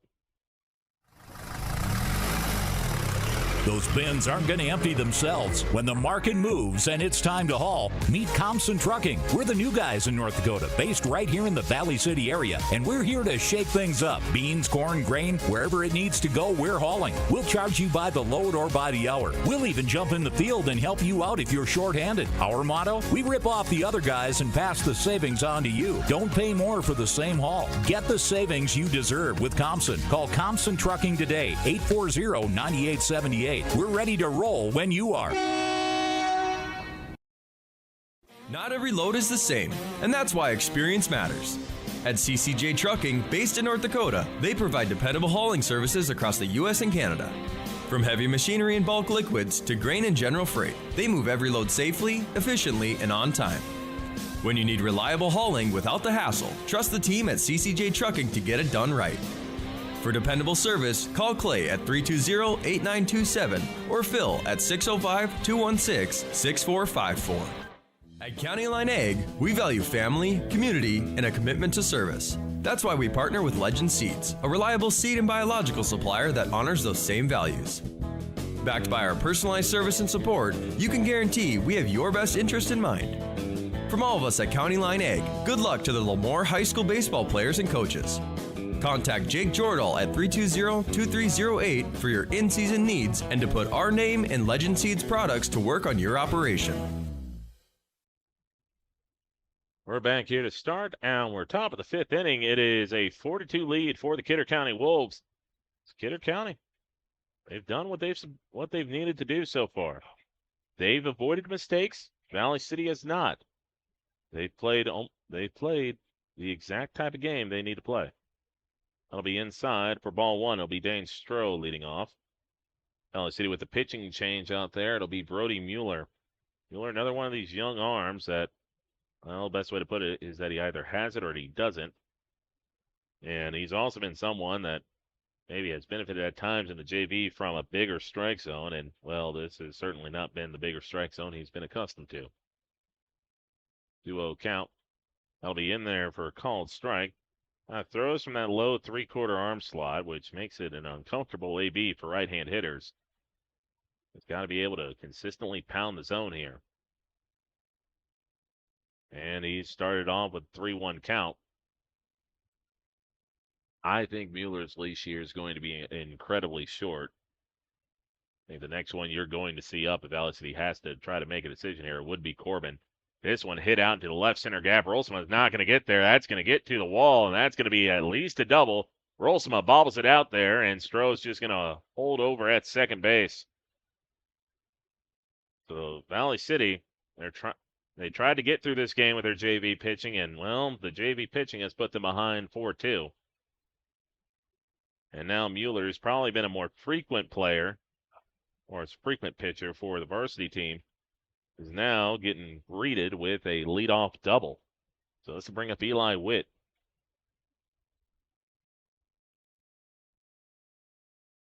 First pitch will be fouled way down the line in right field for strike one. So leadoff man at second base here as the Wolves again try to just bury Valley City so far down to where even if the Highlanders are able to put up a crooked number that it won't be enough.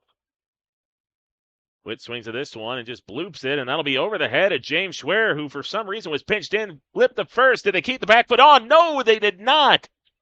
And Valley City cost themselves an out. James Schwer, why was he playing in? You're guarding against a bunt, and you were never going to get the runner at third base. So Valley City, just a bad defensive shift right there. This is what should have been a routine out. Turns into a bloop shot over the head of Schwer, and then the pitcher makes a good play to come over and cover, but the throw is so far offline he can't keep the foot on the bag.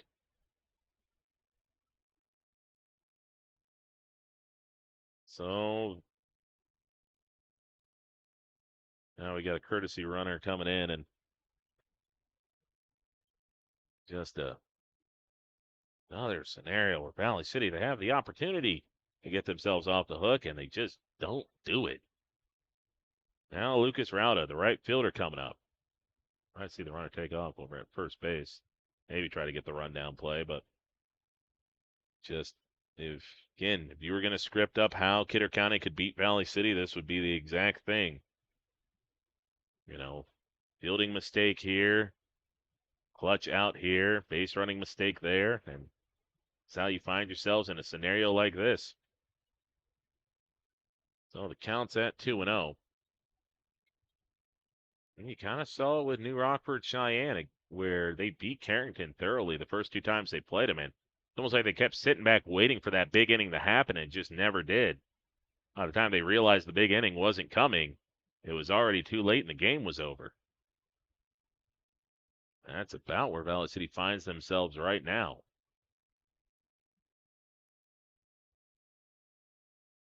Two balls and a strike. Pitch to Rauda. He'll foul this one away, and the count goes to 2-2. So 2 balls, 2 strikes, and what a way this would be to begin our second day of action is with 2 monumental upsets. 2-2 pitch on the way here for Mueller. Will kick fire. And in there for strike 3, and Rauda cannot believe it. That's about as big of a strikeout as Mueller has gotten in his young Highliner career. This will bring up Quincy Welder, and Welder got the first hit for the Wolves in this one. Mueller going to come set here at the buckle. Little kick and fire. Slider in there for a strike. I'm very surprised they have not put that runner in at motion at second base yet. Try to get him to second base, I should say. Next pitch to Welder, and that'll be a wild pitch. It takes a bad kick off the board, and now Valley City finds themselves down 3. Couple throwaways here, wild pitch there, walk here, and you got yourself a 5-2 lead. Just kind of look at how the runs have scored for Kidder County. Parade of walks in the first inning set up those 2 runs, one coming in to score off a walk, the other coming in to score off a kind of what would have been a fielder's choice ground ball to second base here. Shouldn't be much of an issue. Coughlin flips to first for out number 2. But, I mean, this game has gotten away from Valley City. Just, you go across the runs, Kidder County scored. You walk the bases full in the first inning. You walk home 1 run. You get a ground ball to second, or short, I should say, that gets thrown away, but the run was coming in to score regardless. Then the 4th inning, you throw away 2 balls that should have probably ended the inning. And instead of ended the inning, you gave up 2 runs off errors, and now you give up another one off a wild pitch. Bottom line is Kidder County has kind of one earned run, you'd say, in terms of making them earn it. 1 ball, 1 strike. Kick here by Mueller. That'll be in there for a strike, and Mueller falls down on the mound. Looks to be okay. But now, if you're Valley City, the bottom of the 5th will be the biggest inning of the season for them. With the top of the order due up, trailing by at least 3. Mueller tries to backdoor him with a slider and misses off the end. Be 2-2. Just the last 3 runs have come in to score off either throwing errors or wild pitches. That'll be ground ball over to second. Coughlin going to pick this up on the backhand, throw to first in time. So Mueller's able to mitigate the damage, but gives up a run on a wild pitch. And we now go to our 5th inning, or our bottom of the 5th, with the 5-2 lead for Kidder County. They've got this game right where they want it. Now the only question is, can they close it down back here at the break?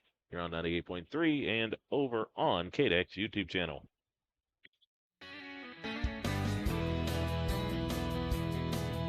Hi, you got some weeds that need a whacking? This is the tool for you. You buy this kit and you can have a pull saw, brush cutter, or an edger for free. Also at Lamore Hardware, we have a pair of batteries. You buy these batteries and you get a choice of one of these 8 tools for free.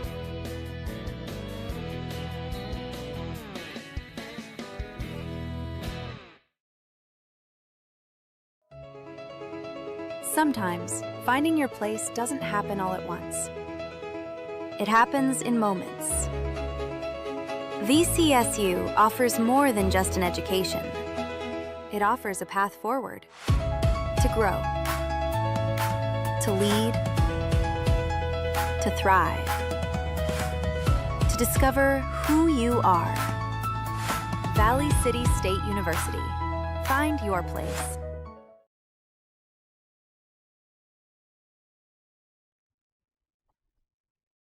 So Valley City trailing 5-2 here as we go to the bottom of the 5th inning, and this is essentially save the season time for the likes of Corbin Powell and Jack Samuelson. Problem is those two alone cannot save the season. Even if they go back-to-back home runs here, they'll still find themselves trailing by at least a run.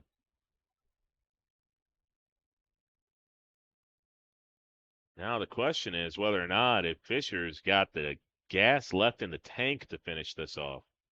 Because the thing about Fisher is that he's done a really good job at minimizing damage. Now, Valley City's helped him with that with some base running mistakes, but he's been mowing down the bottom half of the order. But the thing he cannot allow is to give Valley City any type of momentum. But he's worked a 3-0 count here to Corbin Powell. I don't know if he's going to come inside to pitch to Corbin. Corbin hacks at that one, and it's high into the center field sky, and that is about as bad of an AB as you could get. A 3-0 count, and you'd swing at one you don't need to swing at. You let it go, and you live to fight another day. You take a hack that you didn't need to take. And right now, that could be the last AB Corbin Powell ever takes for the Highliners. He doesn't have another guaranteed AB coming up unless Valley City gets some men on. But bottom line is this deficit's going to, if it grows and grows, Valley City's going to find themselves up against a rock and a hard place. Samuelson takes a rip at this one. He'll hit it to right field. Now he's going to try to stretch this into a double. Throws a good one, and he doesn't overslide it. Just hooks the foot on the bag. Samuelson beat the throw on the dive, but the field turf is so slick that he nearly overslid the base. But he gets a double, and also double from Jack Samuelson will bring up Andrew Sikora, and can't overstate enough. Probably the biggest moment in this game was that sliding catch made by Grady Larson. Valley City had 2 men on with 2 outs, and Sikora looked like he was going to drop a perfect little grenade shot into no man's land that would have been enough to score both Samuelson and Corbin Powell. Instead, Larson makes a sliding catch out in no man's land, and instead of 2 runs, Valley City got none, and now Valley City trying to find a way to rally back here. 1-0 count here to Sikora. Sikora takes a rip at this one. He'll foul that one away, and it goes to 1 ball, 1 strike. 1 ball, 1 strike with 1 away. Samuelson got thrown out in the first inning at third base, trying to get to third on a wild pitch. That was a quick pitch, and I've seen that called a balk up many times this year. It doesn't get called there, and it's going to be 1-2. Now kicker fire to home. Sikora will chop this one over the head. Second baseman comes in, and he'll throw to first, and he had a bit of a clutch in on the giddy up, but able to get it there in time. So Samuelson gets the third, but again, we talk about minimizing the damage, and Kidder County, it's like even if Leighton Hendrickson gets a single here to drive in Samuelson, or a wild pitch drives in Samuelson, Valley City's going to have to string together a lot of hits here, or get a lot of Kidder County mistakes to get more than a run. So, I mean, it's been good fielding by Kidder County. They haven't made the mistakes Valley City has, and that's why they're in front. Elements outside, and it's 2-0. The question is, will this Valley City offense be patient enough? Now, again, when you're pressing, that's when you start swinging at pitches you don't have to. Now we're going to move the count here to 2-1. Still plenty of zip left on the fastball of Preston Fisher. who has pitched the game of his life so far here through 4 2/3. Hendrickson takes a rip at that one and fouls it away, so it's 2-2. 2 balls, 2 strikes. And this might be the biggest pitch of the season here for Fisher. The 2-2 pitch. High and outside, ball 3. Chase Coughlin, the man due up for Valley City if Hendrickson gets on. And Layton lets it go high for ball 4, so he draws the team first walk. That one, like, put it this way, if Hendrickson takes a swing at that one, even if it's a ball, it's not atrociously a ball. Like, getting a high pitch up in the zone to try to drive, you couldn't be mad at him for taking a rip at that one, but he lets it go, and he'll draw the walk with 2 outs. So now this will bring up Chase Coughlin. Coughlin trying to find a way to come through here. Hendrickson probably off and running on the pitch. Ooh, Coughlin gets the tower buzzed. Be 1-0. Schwer, the next man due up for Valley City. 6 hits in the game for Valley City, but 4 errors have been what's handicapped them. And Coughlin can't catch up to that one, so the count evens up here at 1 ball, 1 strike. 1 ball, 1 strike with 2 down and 2 men on for Valley City. Fisher wiggled himself off the hook the last 3 innings, trying to do it again. That'll be low and in the dirt. So the count goes to 2-1. And can they be patient enough? Fisher's had a very managed pitch count here through the first, I would say, 4 or so innings. Question is, when they drag him in the deep waters, is he going to continue to execute? 2-1 pitch. Off the plate, ball 3. So Coughlin, unless he gets something right in the wheelhouse, 3-1, I don't think he'll be taking a rip, even on a borderline pitch. He's keyholed looking for a ball in a certain spot. And that's a call that Valley City hasn't gotten all day, but that'll be a call that Kidder County will appreciate right there, as that is the outside strike that has not been given all day. Full count, runner in motion at first base. Coughlin dancing out of the way. He'll take a defensive hack, and that'll keep it alive here at 3-2. Problem is, with a pass, if a wild pitch or a pass ball, that could allow a runner not only to score, but get him from first to third as well. Coughlin holds his swing. They're going to peel down to first base, and they ring him up. There's no way he swung. That bat never crossed the plate, and they ring him up, and that is the game-changing call. And just Coughlin's literally holding the bat right on the plate, and you can see that handle is just, it's not even across the tip of the plate. And they ring him up. Just, that is a bad, bad call in a big, big spot, in my opinion. So it'll be a 5-2 lead for Kidder County as we go to the 6th inning. Brody Mueller back out the pitch for Valley City back after this break here on 98.3 and the KDAC YouTube channel. Your first car. It may have been a fixer-upper, but you treated it right. It was your own. That's how Showplace Cabinetry approaches each crafted piece. We deliver it to you with care because it's our own. Central City Lumber can help you choose the design of your dreams. Give them a test drive. This American-made cabinetry is adaptable to your unique style and built with pride. Every single piece is back for a lifetime. Bet you wish you had that deal on your car. Stop in at Central City Lumber of Carrington and let's build a beautiful kitchen or bath that really turns heads.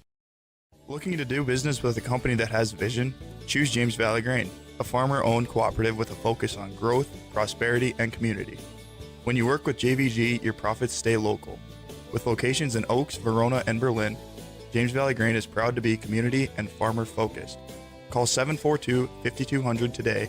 That's 742-5200. Or look at our website at www.jamesvalleygrain.com. James Valley Grain, proud to be farmer-owned. So Brody Mueller trying to hold the Wolves off here in this top of the 6th. Valley City, their season ends here. They are going to be looking back at that check swing that was ruled a strike. Just For my money, it did not look like Coughlin went around. It didn't even look close like he went around. 1 ball, 1 strike. Mueller misses off the plate right there to make it 2-1. Problem is, if you were hitting before this, that missed call potentially wouldn't be a problem. But you've not hit well, or you haven't, I would say, hit clutch. You've got 6 hits, but none of the hits they feel like have been big. So 3 balls, 1 strike here. Mueller in danger walking the leadoff man. That'll be a gift of a swing right there, as that was ball 4, but now the count will be 3-2. So this will be Blake Binder leading things off. Holland City, they've given up 3 runs because of bad defense and 2 runs because of poor pitching. That'll be inside ball 4. Again, you draw it up how Kidder County was going to win this game. Valley City was going to need to field bad. They've committed 4 errors. They were going to need inconsistent pitching at times, and I would say in the first inning, walking the house is not a great sign. And again, pitching set up those 2 runs, even though you did have a throwing error in that first inning, but still you were only going to nothing. The result didn't change in terms of how many runs came in to score on that one.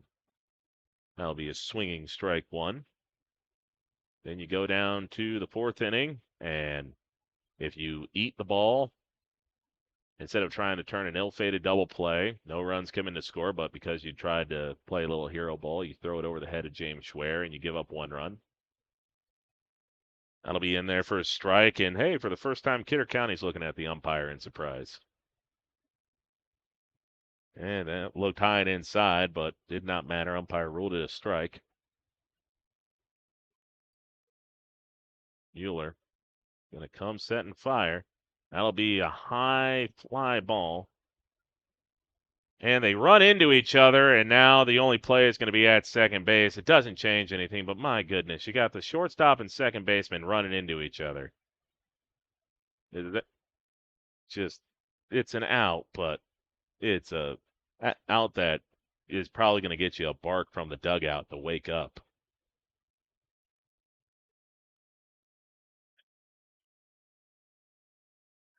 Now let's bring up Taden Jasper.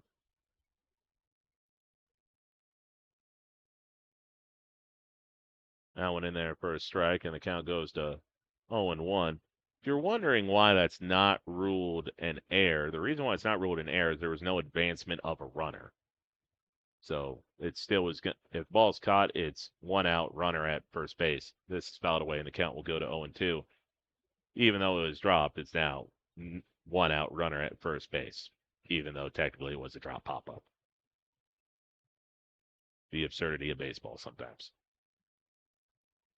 So the 0-2 pitch upcoming here with 1 down and a runner at first. Runner off and going. Powell blocks it. Double clutches on the throw. And they try to tag the runner out at second, and it looked like it might have came off the bag momentarily. It wasn't a good ball for Powell to throw on. Good ball to run on for Kidder County, as that was low and in outside the zone. So 1 ball, 2 strikes with 1 away. Kidder County, they haven't really gotten a big hit all day, but haven't needed to get it so far. But now would be the time for that big hit.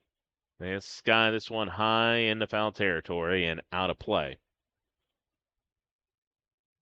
And you kind of look at all the runs they've scored, which has been bases loaded walk, ground ball to short.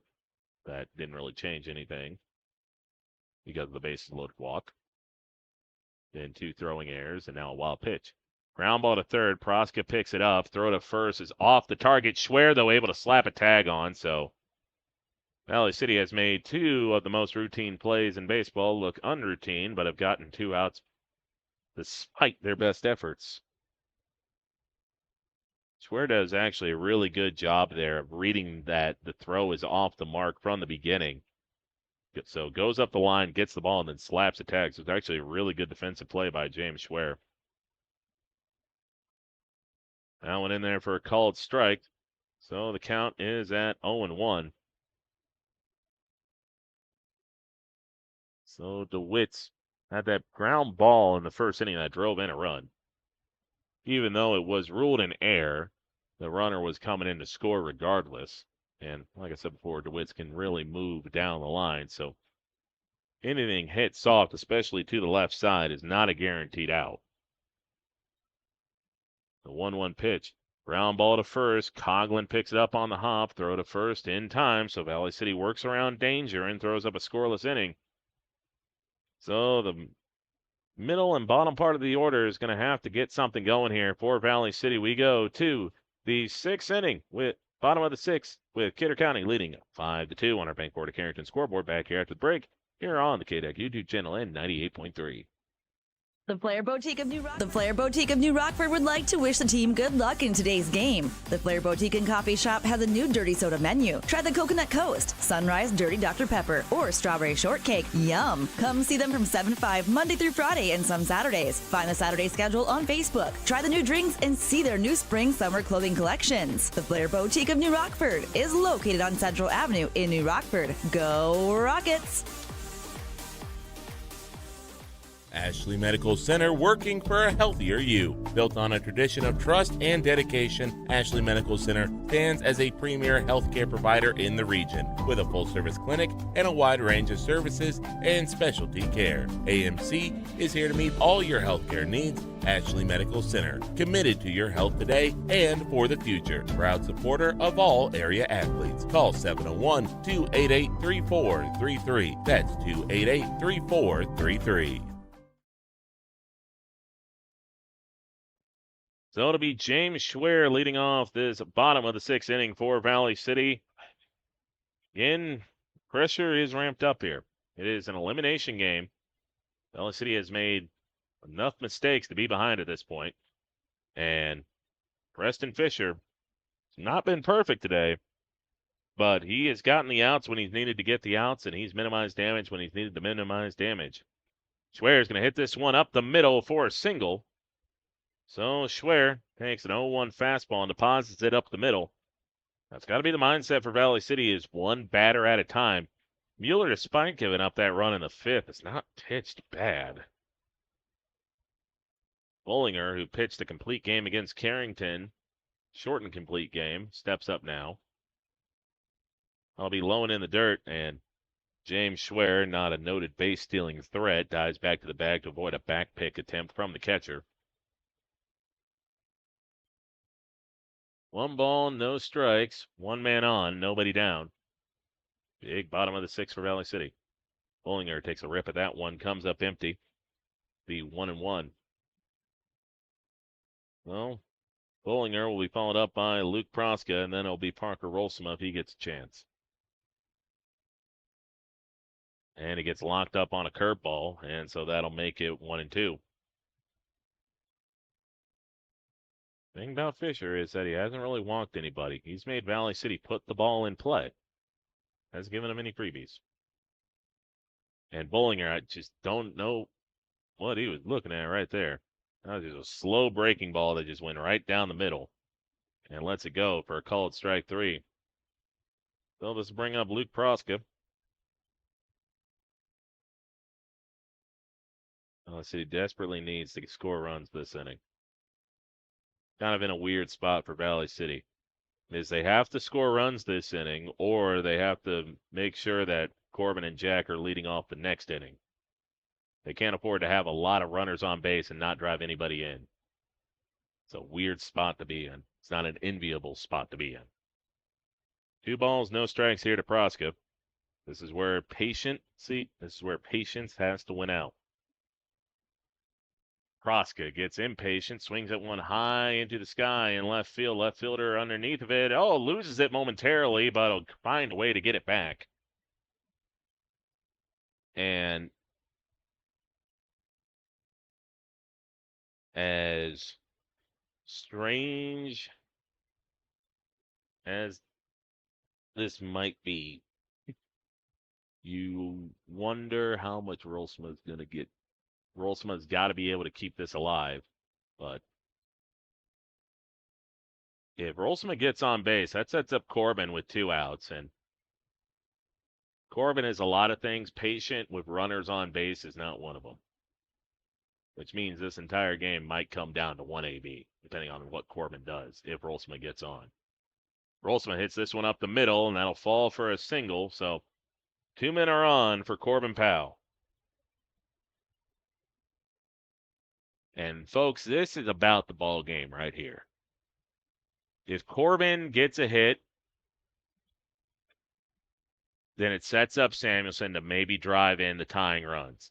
If Corbin gets out, Samuelson will be leading off the next inning, but it's going to require a lot from the part of the order that hasn't produced a lot of runs. So this is the biggest AB of the season for Corbin Powell. And Powell will hit this one to right side. First baseman trying to find it, and he'll make the catch. And that is the second time in this game Corbin has probably chased a pitch he didn't need to go chasing, and that might have just ended the season for Valley City. They just wasted a monumental opportunity, and now it'll be down to Brody Mueller perhaps to throw up another zero, and it's going to be up to the entire lineup to try to save this season. So just inopportune timing for a bad pop out. We'll be back here after the break. It's 5-2 Kidder County.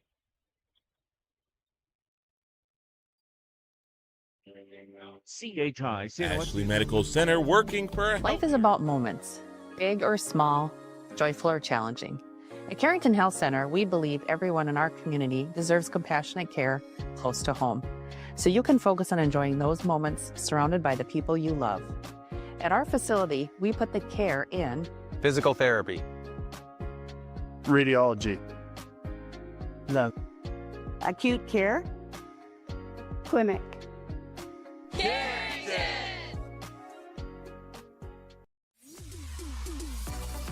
Surety Title Company is dedicated to protecting New Rockford families with a price you can afford with professional service. Visit their office at 102 3rd Avenue Southeast or call 701-947-2446. Servicing New Rockford and the entire Eddy County region, Surety Title Company may be able to help you with all your abstracting needs in New Rockford. Professional agents are trained to research your property's title. Surety Title Company would like to wish New Rockford Cheyenne good luck.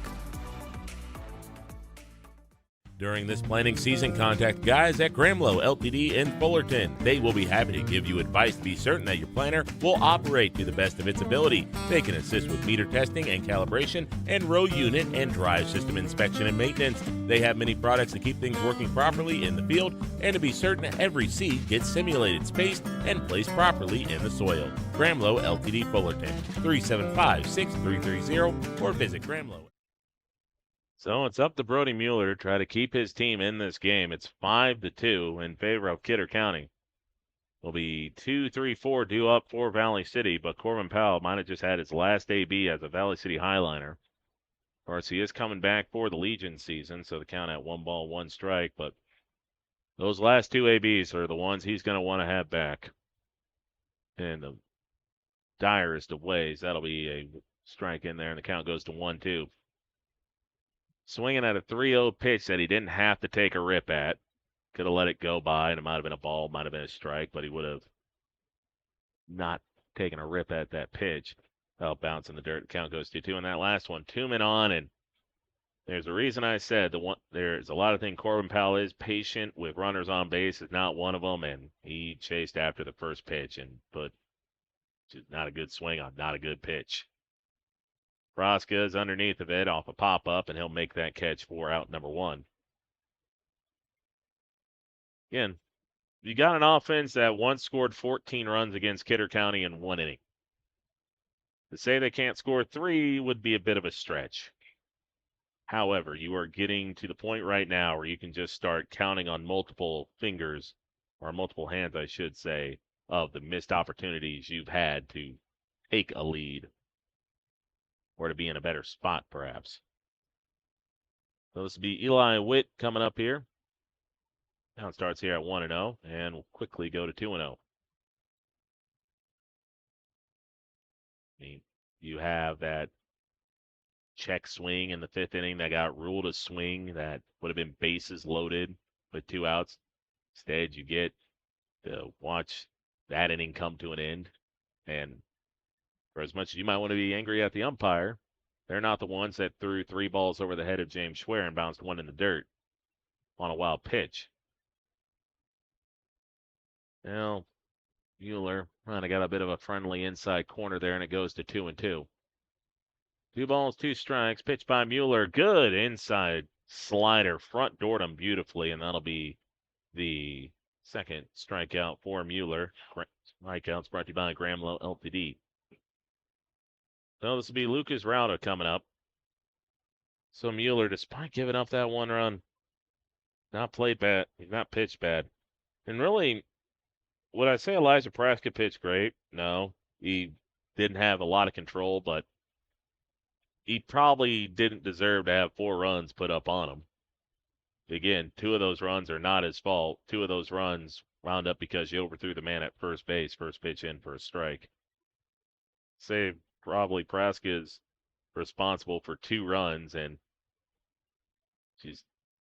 here's the deal, folks. For even if Valley City played perfectly, like say there's no errors for Valley City, I still think they're down 3-2. That'll be fouled away, and the count will now go here to 1-2. Like, for as the untimeliness as some of the walks have been, and the errors and all that, bottom line is you got 2 runs against the team you put up 13 and 28 on, or 23 on.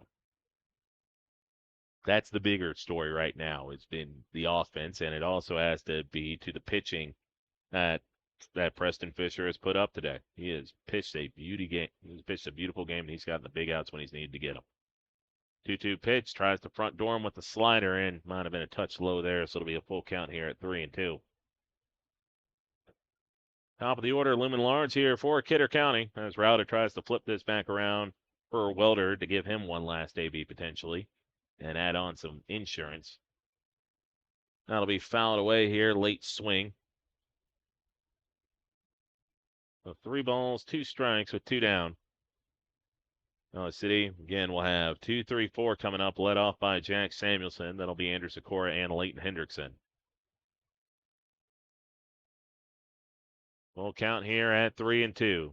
Mueller looks in, kicks, fires, fastball, fouled away again. And this is kind of what Rauda's been doing in this game. I don't think he's really put a good swing on a ball, but he's just put good enough swings to foul the ball away. He's just been pesky. Those are the type of approaches that hitters hate, is that you're making good pitches, you just can't get it by them. Rauda once again, late hack, gets jammed, fouls it into the screen.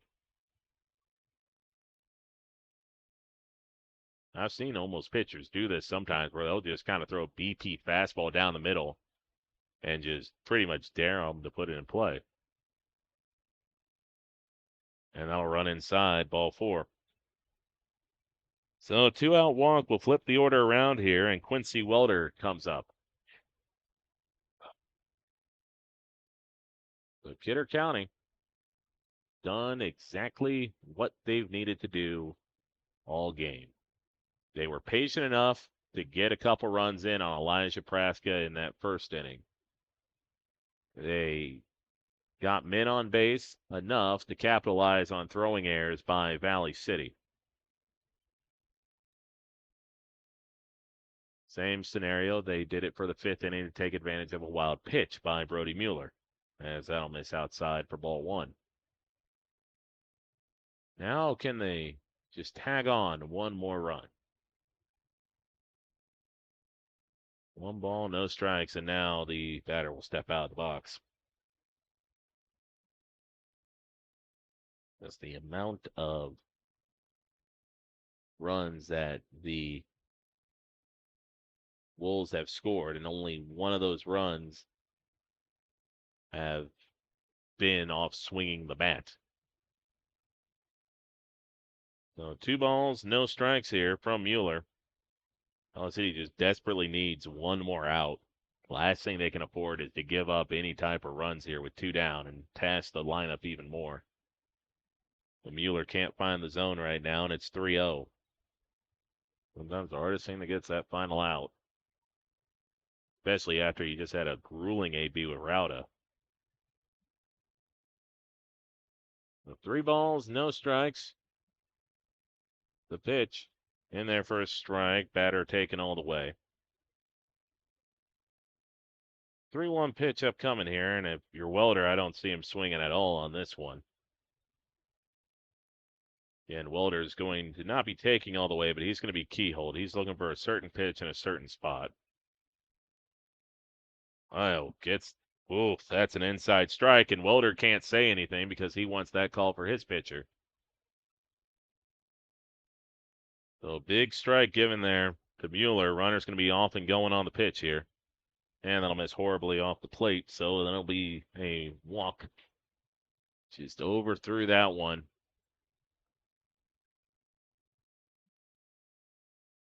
Well, the next man due up here will be Preston Fisher.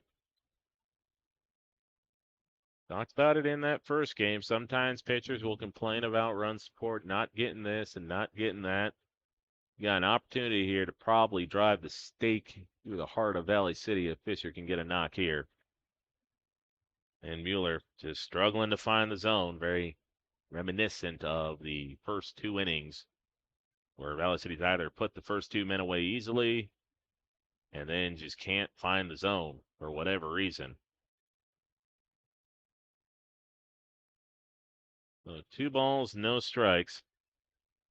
Mueller pitched in a couple starts this year for Valley City. Again, he's pitched mostly in JV this year.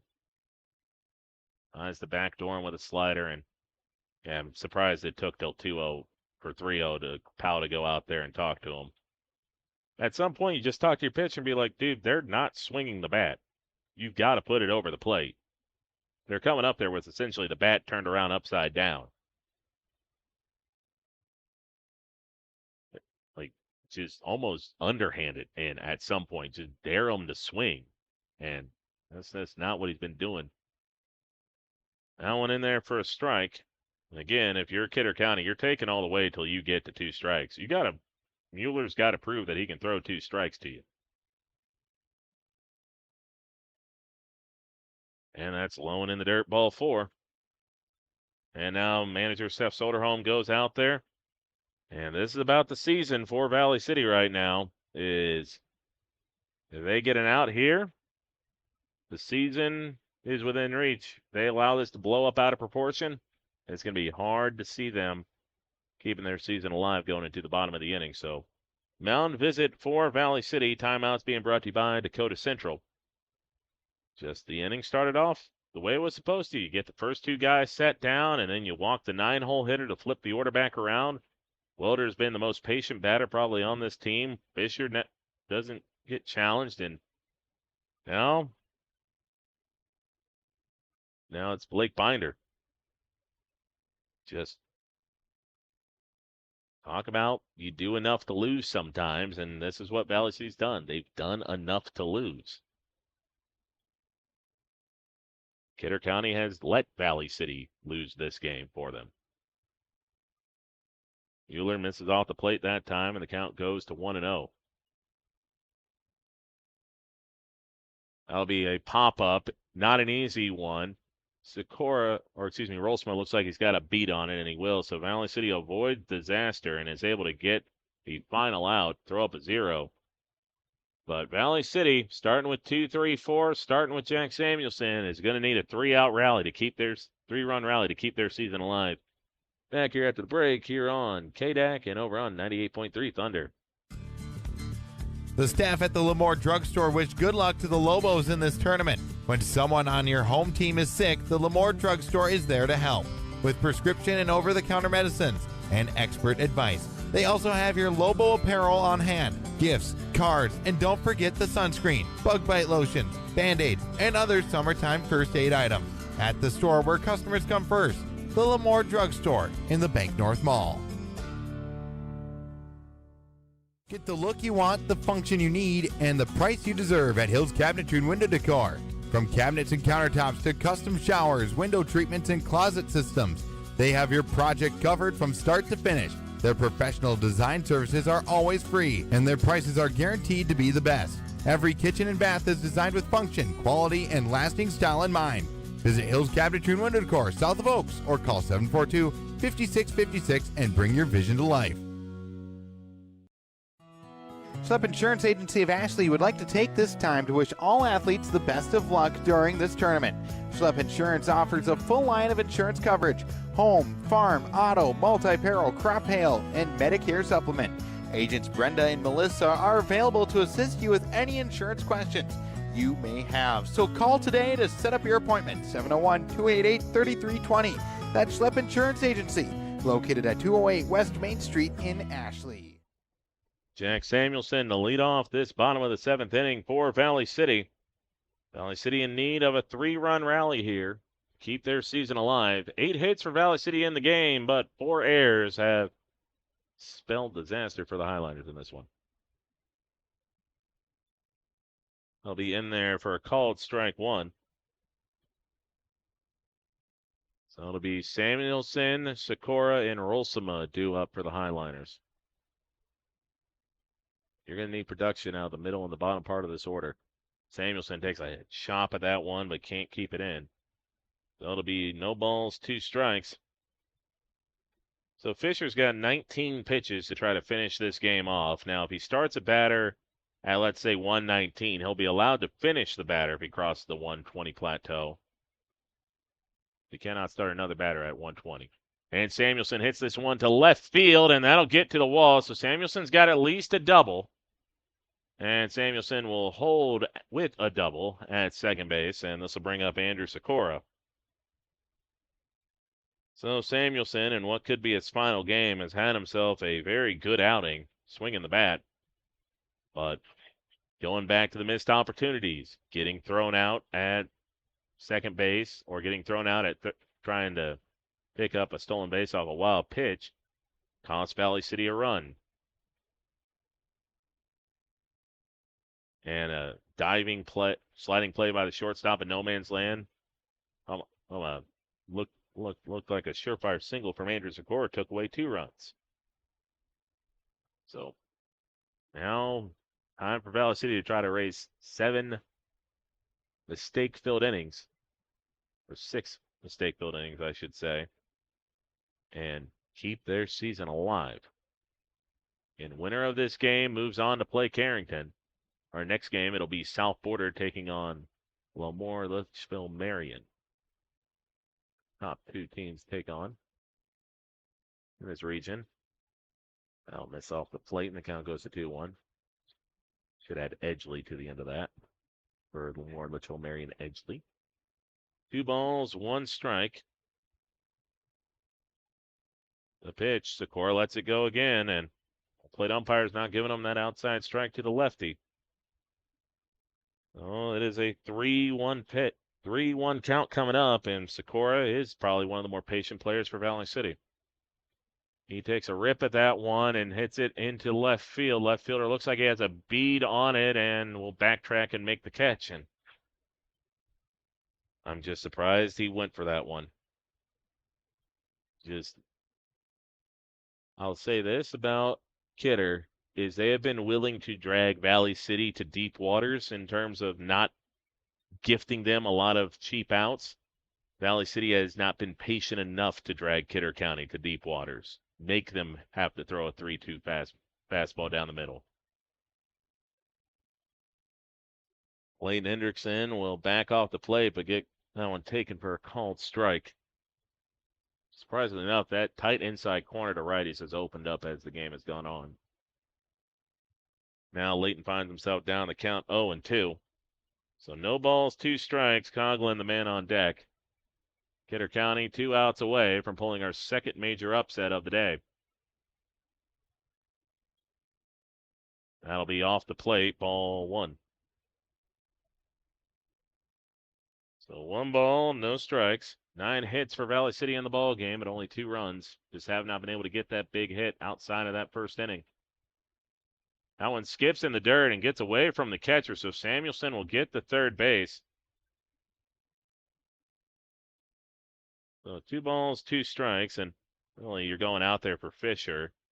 Your mindset has to be to completely ignore the runner at third base, as he's going to pitch out of the stretch here. No kick and fire. Layton hits this one up the middle for a single, so Valley City will claw a run back. So Hendrickson gets on, and that'll bring the tying run to the plate. So Valley City makes it a 5-3 ball game. And this brings up Chase Coughlin. So here's where the patient approach is going to have to win out for Valley City. The nicest way you can say it, none of the next few hitters for Valley City are capable of being the hero with one swing of the bat. So they're going to have to play the keep the line moving game, which is the hardest thing to do when you are trailing, is to put the big thoughts of the big swing aside and just be focused on getting on base. 2 balls, no strikes. Valley City claw to run back here. Out one off the plate for ball 3.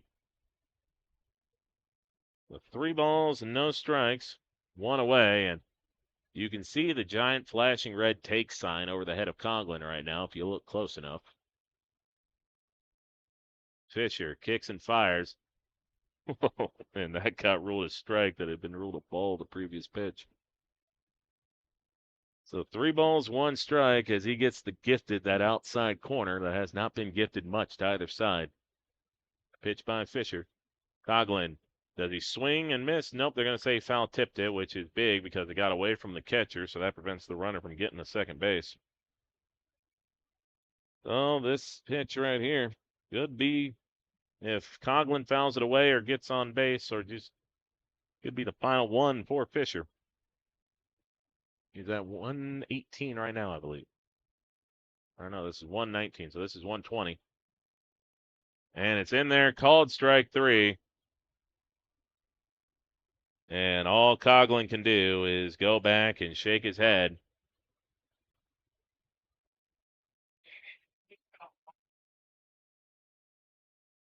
So that is 120. So Fisher will not get the opportunity to complete this game. It'll be James Schwer coming up.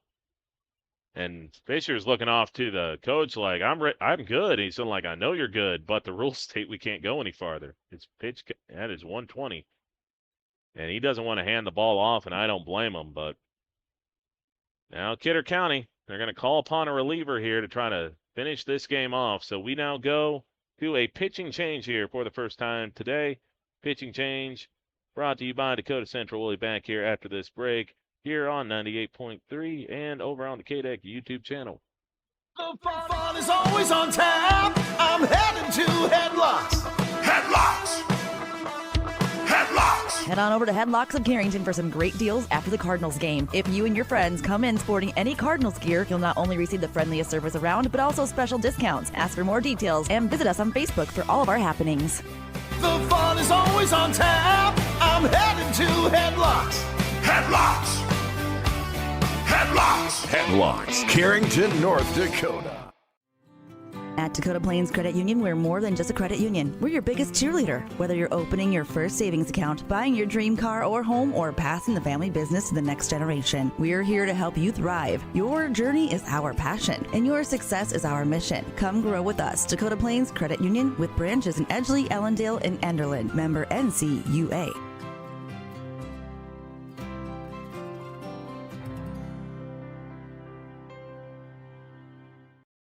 Looking for the perfect gift for any occasion? Say hello to the Farm Girl Floral and More in Lemoore, your one-stop shop for beautiful flower bouquets, candy bouquets, stylish clothing, homemade jellies and dips, and unique handcrafted gifts. From birthdays to just because moments, we've got something to make every day a little brighter. Stop in today on Center Avenue in East Lemoore to discover local charm, creative gifts, and a little something special for everyone. Visit Farm Girl Floral and More today to find the perfect gift for any. So 2 men down in the bottom of the 7th. James Schwer. James, it's a slow roller to third base. Picked up by the third baseman. Throw to first. It's low and off the mark. And this might bring in a run. Valley City's going to send the man from third home. No, they're going to hold him up. They're going to hold him up. So Tavian Larson, the man in. Eli Witt, the one responsible for the error. That is the first error of the game for the Wolves. And that is a big, big error, because if he doesn't throw, let's say he takes a bite out of it, doesn't throw it down to first base, it's second and first with 2 outs. Now because of the air, it's second and third with 2 outs, and a hit here by Cole Bollinger could tie this game. So now Bollinger coming up here with 2 men on and 2 down. Needing a single to perhaps tie the game. James Schwer is not the fleetest, footest of base runners, so you're probably looking at something hit into a gap to have to score him. Bollinger, a little bloop, but that's going to get over the head. It might be soft enough to score Schwer. Schwer is going to book it around third. The throw to the plate is going to be cut off. Nobody's covering second, and they will get the out at second, but Valley City ties the game. And now a potential walk-off was thwarted because Valley City ran themselves into another out, but the bitter taste of that pill is mitigated by pushing across 2 runs. So Valley City down to their last out comes through with a couple of knocks. Well, it comes through with 1 knock and an error, and now we have ourselves a 5-5 game as we go to extra innings. Back here after the break. Be interesting to see what they do. It's going to be Brady Mueller going out again. So back here after this break here on KDAC and 98.3. Here at Sendak Cooperative, we're here to provide you with We're here to provide you with all the products and services you've come to rely on for your farm operation. Please give us a call for all your fertilizer, seed, energy, and fuel needs for this year's growing season, and let us help you with all your grain marketing decisions. You can contact us today at any of our locations in Central North Dakota or visit us on the web at sendakcooperative.com. Sendak Cooperative, helping farm owners grow and succeed today and into the future. There's no community like a Cenex community. That's why every Cenex store is proud to serve theirs by supporting local athletic teams, promoting the arts, and making sure each store is a place its neighbors can find what they need, catch up with their friends, and stay connected. It's also why we give back, helping to make the wonderful places we call home the best they can be. The store next door, powered locally at Cenex. Visit your local Arrowwood Prairie Co-op in Carrington, Wimbledon, Cooperstown. So it went from Valley City being down to their last strike to James Schwer hitting a ground ball to first base that was thrown away. That put it runners at second and third, and then 1 bloop hit by Cole Bollinger brought in the 2 runs, but Bollinger runs himself into an out at second base. The potential walk-off AB got thwarted, but again, the bitter taste of that pill is managed because you tied the game. Now this will be a slap shot single through the gap, and Rolsman drops down to 1 knee to pick it up. So to extra as we go, and, well, it'll be Kidder County starting out on the right foot with a single. So the single by Larson, and this will bring up Tate and Jasper. So Jasper, first baseman, trying to come through here. Mueller's first pitch low, good sliding block by Powell. I don't know how big the leash is on Mueller, but I'm actually kind of surprised they didn't put Corbin Powell in the game. That'll be swung on and missed, and the count goes to 1-1. Reason why is that as good as Luke and James Schwer might be, they are known to walk a few guys or 2. Corbin's one of the probably rare pitchers for Valley City that doesn't frequent the control issue department. They're putting a lot of faith in Mueller here to lock this down. Pitch misses for a ball. Throw down. Did they get him? Yes, they did. The runner flopped off the base. And Corbin Powell's going to pick up the caught stealing. And the manager's going to go out to argue, but it looks like Corbin might have been able to just pick up his pitcher a big out. So Valley City picks up a big caught stealing and looked like a pitch down the middle, and it's going to be 1 ball, 1 strike. I thought it was 1-1 when the last pitch was thrown. So 1 ball, 1 strike. Here's the thing. I didn't see a strike call on the last pitch, so better than 2-1 if you're Valley City. This one hit high into the overcast sky. Rolsema going back. This one's carrying a bit, and Rolsema's not going to get it. And it's going to hit off the wall. Rolsema bangs into the fence, and now gets this one in. That one kept carrying, and flags blowing out there a little bit. That one looked like a routine pop-up off the bat, but it kept carrying. And I think Rolsema just almost was either waiting to hit the fence or just, I mean, that's just one of those where you almost just book it backwards and you're willing to come in on the ball, but you don't want to be going back trying to catch it. So a potential go-ahead double taken off the table because the caught stealing. Now this will bring up Seth DeWitts. Witts takes in there for called strike one. So 0-1 count here. Again, DeWitts, very good speed. That'll be off the plate, and the count will now go to 1-1. 1 ball, 1 strike, with 1 down and 1 runner at second base. Here in our top of the 8th inning. That'll run inside, and Powell blocks it. Needs a good throw down to third. Gets the throw down to third, and they throw him out again. Corbin Powell has thrown out 2 runners in this inning, and that is a huge base running mistake. That's going to move the count to, I believe, 2-1. And Powell has erased 2 base runners, and for a team that has not made any mistakes on the base pass all game, they make 2 big ones right there. And now DeWitts watches 1 go low, and it's a 3-1 count. 3 balls, 1 strike here. Mueller has done a good job of keeping you in it. That'll be fouled away, and it's a full count at 3-2. So 3 balls, 2 strikes with 2 outs. The pitch coming up to DeWitts. Fouled away down the right field line. So this inning has gone, RBI has gone single, caught stealing at second, and it wasn't a great throw by Powell, but the runner slid so far off the bag that the tag was able to be made. And a double, and they call that a ball, and yeah, it is ball 4. And this will now bring up Dane Stroh. But this inning has started out with single, caught stealing, double, which would have scored the man from first base in all likelihood if they didn't try to steal. That one low and in the dirt, so the count starts out here at 1-0. And then you get another caught stealing at third base off a ball that didn't really get that far away from Powell. Now you get another man on. I'll run inside, nearly hit the batter. Gets out of the way of it. And Mueller has been used more in a relief role for Valley City this year, and he's now into his 4th inning of work. Again, I think Valley City might be quick with the hook if he puts 2 men on. And he misses low there, and it goes to 3-0.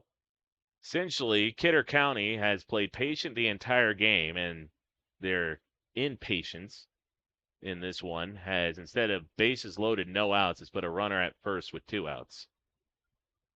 That'll be low and outside, ball 4. Corbin's going to go get it to make sure he can't go first to third, but this will be Seth Soderholm coming out of here potentially for a mound visit, and he will. So 2 men on with 2 outs. Valley City has walked this tightrope so many times in this game, and now they're going to walk it again. So we will take the break with them. And another mound visit here is going to be brought to you by our friends over at Dakota Central. We'll be back here after this break here on 98.3 and over on the KDEC YouTube channel. When you're thinking about insurance, think of Bickett. Thinking about insurance, think of Bickett Insurance. Bickett Insurance, through our partnership with Auto Owners Insurance, can take care of your farm, home, auto, business, or life insurance needs. The agents at Bickett Insurance have over 115 years of insurance experience. We know how to design policies to protect the things important to you. Give Bickett Insurance a call today. Better get Bickett. Bickett Insurance Agency. Better get Bickett. Now, here we go. We got 2 men on with 2 down. Mound visit over. They're going to keep Mueller in the game. Eli Witt comes up here. Eli Witt had the throwing error that put the 2 runners in position to score off that bloop hit by Bullinger. Now he'll hit this one, and it'll be into center field. They're going to hold the runner up. Valley City played in on the outfield, so it is a single, but not an RBI single, and now it's Rauda coming up. I talked about this before. Even in the game where Valley City won 13-3, it was the bottom 4 of the order that scored all those runs for Kidder County. And now it is the bottom 4 of the order that could potentially give them the lead. Low pitch for ball 1. Seth Soderholm is sticking with his young pitcher. Again, I'm really surprised they did not bring in someone like Corbin Powell to try to just eat up this inning. The rest of this inning, I should say, that'll be fouled away by Rauda. And Rauda is probably the last guy Valley City wants to see up there because they've had a hard time punching him out. He's just taken hack after hack after hack and kept ragging out the ABs. Now he's trying to drag out one long enough to take the lead. Corbin able to steal a call in the outside corner for strike 2. Corbin dropped that strike, but still got the call. If there was another drop, strike 3, runners could all advance, but Corbin would merely have to step on home plate to retire the inning. 1 ball, 2 strikes. The pitch by Mueller. Little doinker, slow roller. Second base, not going to be an easy flip. The first, they get him! What a play by Chase Coughlin. He didn't have time to go to his glove and put it in his hand to get it to James Ware. He had to flip it with the glove, and he makes a tremendous defensive play to throw up another 0. And my goodness, the tightrope act for Valley City continues. But we now go to the bottom of the 8th inning. Valley City and Kidder County still tied up at 5-5. Back after the break here on KDAC YouTube channel and over on 98.3 Thunder. Looking for the perfect place for your next party or company gathering? Check out Looking for the perfect place for your next party or company gathering? Check out New Rockford Eagles Club. With plenty of space, great food and drinks, and a welcoming atmosphere, the Eagles Club is the ideal spot for birthdays, anniversaries, holiday parties, reunions, and business events. Let their friendly team help make your next gathering easy, fun, and memorable. Call today to reserve your date at the New Rockford Eagles Club, where great times. Ashley Super Value is your hometown grocery store with small town service and big town selection. From fresh produce to everyday essentials, they've got everything you need, plus the area's famous homemade sausage and delicious kuchen. Available for shipping anywhere. Friendly faces, quality you can trust, and service that goes the extra mile. Open Monday through Friday from 6 a.m. to 7 p.m. Stop in or call 288-3419 today. And good luck to the South Quarter Mustangs from your friends at Ashley Super Value. Find them on Facebook. Graduation's next week. The house looks like a tornado hit. Relax. Call Service Master. They'll have your place sparkling in no time. Graduation's right around the corner. You really think they can handle this mess before the big day? Absolutely. Service Master Pros will make sure your home's guest ready in no time. Stop stressing. Call Service Master today and book your pre-graduation clean. 845-4959. The clean you expect, the service you deserve.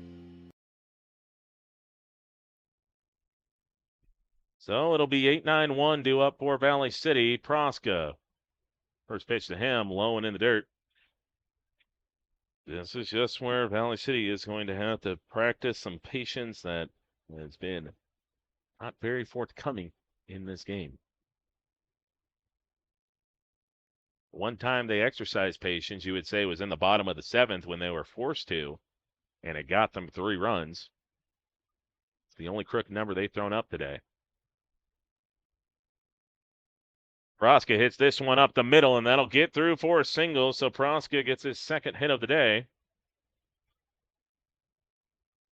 So Proska comes through with the leadoff single. Good speed for Proska as well. The problem with Rolsema could definitely bunt Proska over. The problem is that opens up the potential just to walk Corbin Powell, because I don't see why you would ever pitch to Corbin and Jack when you can just pitch to one of them.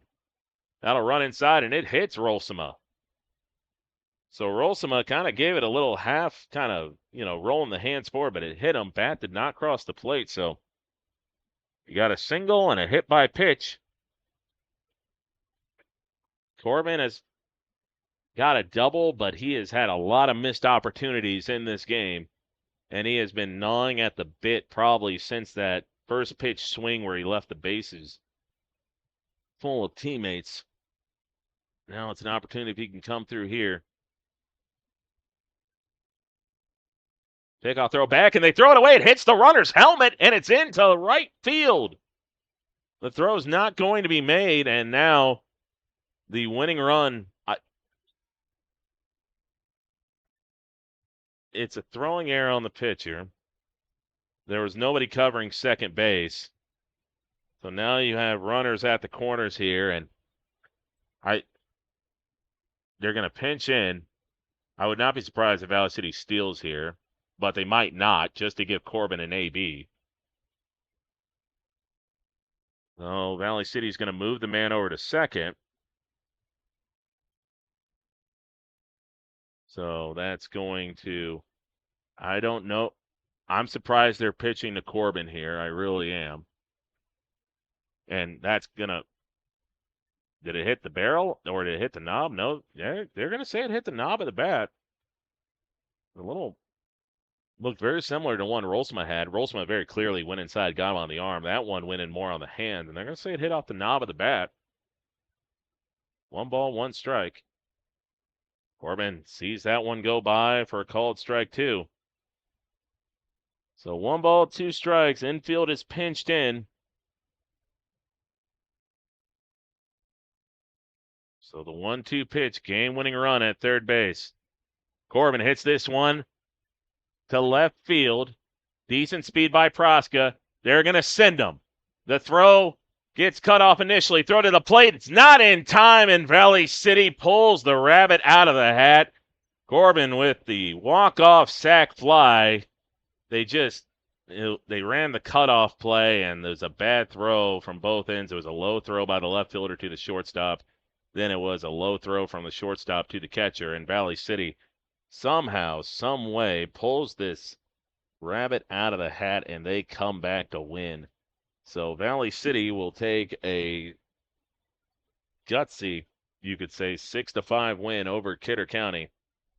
But that is certainly more than what Valley City bargained for in this game against the Wolves. Kidder County got to be very proud of the way they played, but the one mistake they made, that throwing error in the bottom of the 7th, put 2 men in scoring position, and Bullinger dumped the ball into center field for the game-tying single. Highliners survive in advance. That's all you can do sometimes, but my goodness, it was not easy. So Valley City wins this one by a final score of 6-5. Coming up here in a little bit, we'll have South Border and Lemoore, Litchfield, Marion, Edgeley. For those listening on 98.3, we'll get you back to some music. For those of you listening over on KDAC, thank you all for joining in. You can tune in to our next stream, which we'll have coming up here in about 30 to 40 minutes. Thank you all for listening. Valley City wins 6-5 in walk-off fashion back here after this quick break.